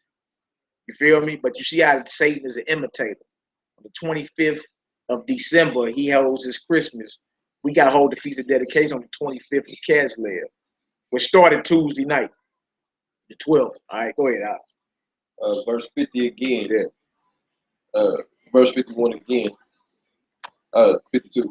Now on the 20th day of the 9th month, which is called the month of Keslev, in the 148th year, they rose up betimes in the morning and offered sacrifice according to the law upon the new altar of burnt offerings which they had made. Yeah. Look at what time and what day the heathen had profaned it. Yeah. Even in that was it dedicated with songs and citerns and harps and cymbals. So 3 years later, after the heathen that did his thing, 3 years later, we dedicated our temple back to the Most High. That's why I say, look at what time the heathen did his thing. It was on the very same day, 3 years later, that we had a dedication of God's temple. Right. You feel me? But we had to cleanse it and dedicate it according to the laws of the Most High. You understand? All right, go ahead, Al. 55. Then all the people fell upon their faces, worshiping and praising the Most High God of heaven, who had given them good success. So the Most High was the one that granted the success. Most High power, you understand? So divine intervention, spiritual warfare ain't nothing new. Like the Most High, what he did for us then, he'll do for us again. We just got to be willing and ready to execute what thus saith the Most High. You understand? Be willing to stand up and do what he say, come hell or high water. It don't matter what they got on the table or threatening you with. So what they threatening somebody? Who cares? All right, come on, Hebrew. And so they kept the dedication of the altar 8 days. The dedication of who? The altar 8 days. That's what this feast called, Hanukkah, or the Feast of the Dedication. They kept it 8 days. It started the 12th at evening. It's going to end the 20th. What day is the 20th next week, dude? It's going to end at Wednesday. Wednesday evening. Well, Tuesday. Yeah. Okay. All right, whatever the 20th is. Come on, Hebrew. 56. And so they kept the dedication of the altar 8 days and offered burnt offerings with gladness and the sacrifice of deliverance and praise. They decked also the forefront of the temple with crowns of gold. Yeah, they decked it with gold, crowns of gold, forefront of the temple. Right, go ahead. And with shields, and the gates and the chambers, they renewed and hanged doors upon them. Thus was there very great gladness among the people, for that the reproach of the heathen was put away. That's right.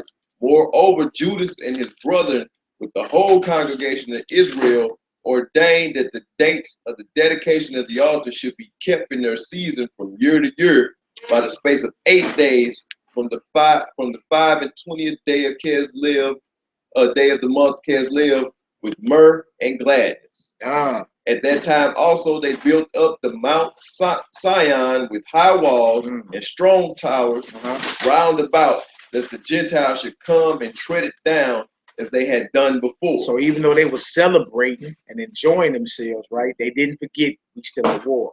Right. War didn't end just because they dedicated the temple. They still had wars to fight and everything. But the Most High allowed them to reclaim the temple, cleanse it, and dedicate it. And that's the history behind this speech that we keep. And it's important to read to the short leggers, you understand, so they can realize the history behind it. Like, what's the dedication and what it means? You feel me? You know, they give you the answers. Like, that's when we was fighting heathens, and we got the temple back and dedicated, Daddy. There you go. Great job. That's an excellent answer. We was fighting heathens, though, huh? You feel me? They get to hearing about Judah, like all the wars. When you read about Judah Maccabee wars, man, you can be like, whoa. You feel me? So in some of these wars, the Most High sent angels. The angels jumped the heathen in chapter 3 of 2nd Maccabee. They jumped this heathen. Long stomped him, beat him down. I was like, dang. They jumped him so hard, he begged the high priest to pray to his God so he could be relieved of this whooping he was getting. And it's not just biblical history, this is in history books. Yeah. You can look up Judas Maccabees live. You can look up, go to Wikipedia. Get out your Encyclopedia Britannica. Look up the history on dedication and Hanukkah. You're going to get what we reading right here. This is historical. You understand? And even in that Josephus, he let it be known, man, look, man, before they even dropped Jerusalem, man, there was all type of banging going on in the clouds. Man, we got a heavenly host around us, man, at all times. You feel me? We just got to be aware of it and learn to pray. And petition the Most High for what it is. All right, go ahead. Last verse. And they set there a garrison to keep it, and fortified Bethsura to preserve it, that the people might have a defense against Idumea. We just need 2nd Maccabees 6. We're going to close out. 2nd Maccabees 6. We're going to show y'all another example of them bringing one of their gods into play. They're going to call the god by name. And then he's going to show you a brother, an older brother named Eleazar. You know, when the deal came to him, when the offer came to him, no deal. And there was major stuff on the table. Like, we'll spare your life. You know, you could live a little bit. Won't you just fake like you did that? Oh, we didn't. And he was like, oh, no. Like, they want to trick people. Yeah. Just make it seem like. And he really, y'all paying attention around her, huh? Yeah. Tony on it. That's around verse 18. Where you want to start? Start at verse 1 because I want to show them about how they came in. This is more details of what they did in the temple, showing you how they came in and named the temple of the Most High, the temple of their gods. 2nd Maccabees, the 6th chapter. You start at verse 1. We're going to read 1 through We're going to read 1 through 9, and then we're going to jump down to 18. Okay. And we're going to close out after that. But look, that's all. That's what it's about, man. This whole feast is about us being valiant, right? And dedicating our temples, which is the body of the Most High. Our bodies, which is the temple of the Most High, to him. No to the covenant of the Gentiles. No to the covenant of the heathens. There is no, you can't be under the covenant of the Most High and the covenant of Gentile, Greeks, Romans, Africans, Asians, none of them. No to the one people mindset. No to all that. Hell to the no. Y'all ain't one people. Y'all ain't gonna get along. You understand? If y'all want to get down with our God, then that's what it is. Y'all got rules and all that you got to follow. But it ain't no we all finna get along. That was a figment of Martin Luther King's imagination. No, you can't be no blood at the same time. You either down or you ain't. It is or it ain't. You will or you won't. You do or you don't. Heaven and hell, freedom or jail. That's it. It ain't no in between. Oh, great. And as we see, the Greek culture didn't benefit us none. Boy. And they was look, they offered old boy them all the gold he wanted. You get all that gold, you get that silver, you can be our friend. You can be our friend, you can get all the gold and silver. You can live longer. We'll look out for your family. Everything that Nick Rose say today, that's what he was looking for. You feel me? To join into some type of Greek organization, the men of old was like, oh no, we ain't doing that. Temptation of Christ back then. Yeah, exactly. because they knew the end of us getting down with y'all is what? Death. We gotta abandon the worship of our God, and in the end, it's gonna destroy us as a people. Get you to the idol worship. Yeah. So what? Your temple defiled both ways. Your physical temple defiled and your body defiled because you worshiping false gods. So in the spirit of dedication, how about we be as valiant as these men was in spirit and allow no false worship within our temple? So ain't no going over to the Christmas party. Nah, ain't none of that. Ain't none of that. Or trying to find a reason. Loopholes. Yeah, trying to find a reason. The loopholes to go. All right, Hebrew, let's get it. 2 Maccabees, verse 6. Chapter 6. Yeah, chapter 6, verse 1. Not long after this, the king sent an old man of Athens to compel the Jews to depart from the laws of their fathers and not to live after the laws of the Most High. You see, now here come the Greeks again. Y'all peep that? Here comes this old Greek from Athens. His whole reason to coming into Jerusalem was to get the Israelites to depart from the laws of their God. That was the whole reason.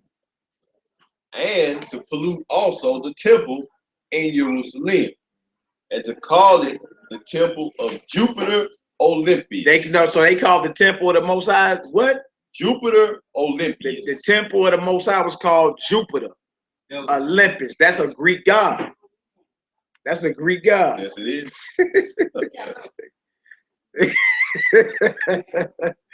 Man, it is what it is, right? So instead of the temple of the Most High, it's called the temple of Jupiter Olympius. Where will you get your Olympics from? Yeah, come on, we almost done. Come on, E, bro. And that in Garzium of Jupiter, the defender of strangers, as they did desire that dwelt in this place. Yeah. In that place. The coming in of the mischief was sore and grievous to the people. It was who? Sore and grievous to the people. So it wasn't beneficial? Nah. Sore and grievous to get down with the Greeks, huh? Come on. For the temple was filled with riot and reveling by the Gentiles who dallied with harlots. Oh, they was in the temple running trains, man. They had all type of harlots in the temple. Dallying. Wow, dallying with harlots in the temple. Come on, man. It had to do with women within the circuit of the holy places, and besides that, brought in things that were not lawful. It's crazy because dealing with the mother gods, it's okay to be sexually immoral. You can lay with who you want to lay with. That's part of their worship. That's why a lot of people don't like get down with the Most High, because he's gonna hold you to a sexual standard. You can't just do whatever you want to do. That's right. He's not gonna hold you to a section. He's gonna hold you to a standard. You can't do what you want to do. Now, if you a Greek, you can go bang a dog if you want to. And Jupiter ain't gonna be mad at you. If you a Greek, you can go lay with your dog or a cat if you want to, and the Greek gods are not going to be mad at you. But getting down with the Most High, he's gonna hold you to a sexual standard. Come on, bro. The altar also was filled with profane things which the law forbidden. Neither was it lawful for a man to keep Sabbath days or ancient feasts, or to profess himself at all to be a Jew. Yeah, you can even profess to be an Israelite. You can keep Sabbath, you can keep feasts, you can do none of it. It was outlawed, like it's gonna be outlawed now in these days. All right, come on, Hebrew. We got a few more verses. Come on. And in the day of the king's birth, every month they were brought by bitter constraint to eat of the sacrifices. And when the feast of Bacchus was kept, the Jews were compelled to go in procession to Bacchus, carrying Jewy Ivy. Yeah, you in that 16. Yeah, Ivy. Now, do trip. This season had his birthday every month.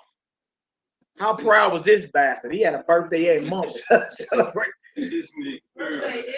Every month, man. Verse 8. Come on. Moreover, there went out a decree to the neighboring cities of the heathen by the suggestion of Ptolemy against the Jews, and they should observe the same fashions and be partakers of their sacrifices. Come on. And whoso would not conform themselves to the manner of the Gentiles should be put to death. Should be what? Should be put to death. Wow. So whoever ain't want to get down with these Greeks, the end game was what? Death. Put to death. So what benefit did we get? Read that last sentence and we're going to close out. Then might a man pain seem the present misery. Yeah, that means half. You got to learn that 16:11. Yeah, but it says, then might a man have seen the present misery. Okay. So that's basically what the feast about. There's many more stories behind it, many more wars. On our own personal time, we can get to it. Ain't no thing. But, so that's the dedication, feast of dedication. Let your light shine. Remember that you are the temple. As valiant as these men was to cleanse the physical temple and to kick out false worship, that's what you need to be doing in your life. In the spirit of our fallen brothers, our slain brothers who stood up for a righteous cause, laid their life down, and not the spirit of a bootlicking sellout who just want to get down for a few benefits, like health benefits and dental and vision and a 401k. Yeah, and a cleaner rest. Judgment on the line and you stressing the 401k. Yeah. So with that being said, all praise to the God of Abraham, Isaac, and Jacob. In honor and glory of his only begotten beloved Son, long live the King of Kings, Lord of Lords. Happy feast of dedication. Let your light shine. Shout out to the house of my sister Ursh and O for allowing us to do our things. You dig? May the Most High bless your hands. Shout out to the mother and seven sons. Shout out to the mother and seven sons. Shout out to our frequent visitors, Johnny and Alka. You dig? Yakana Eliezer, the assassin over there on the couch. Obed. You understand? The baby face Hebrew, Uncle O in the building. You understand? We got Howard Shaw, we got the Lock Doctor, we got Tony, Ursh, Bo, Mena. You dig? We even got Bros in this deal. Bros. That was Zebediah Boaz in the back. Throw that forward, man. Let me put that. Like I said, you need to get about your flesh. There you go, right there. You need to get about your flesh. My Uncle Will Jeremiah folds up. You know him from off the book too. You understand? That being said, all praises, glory, and honor. What up with it? Shalom until the next time. Shalom. Shalom.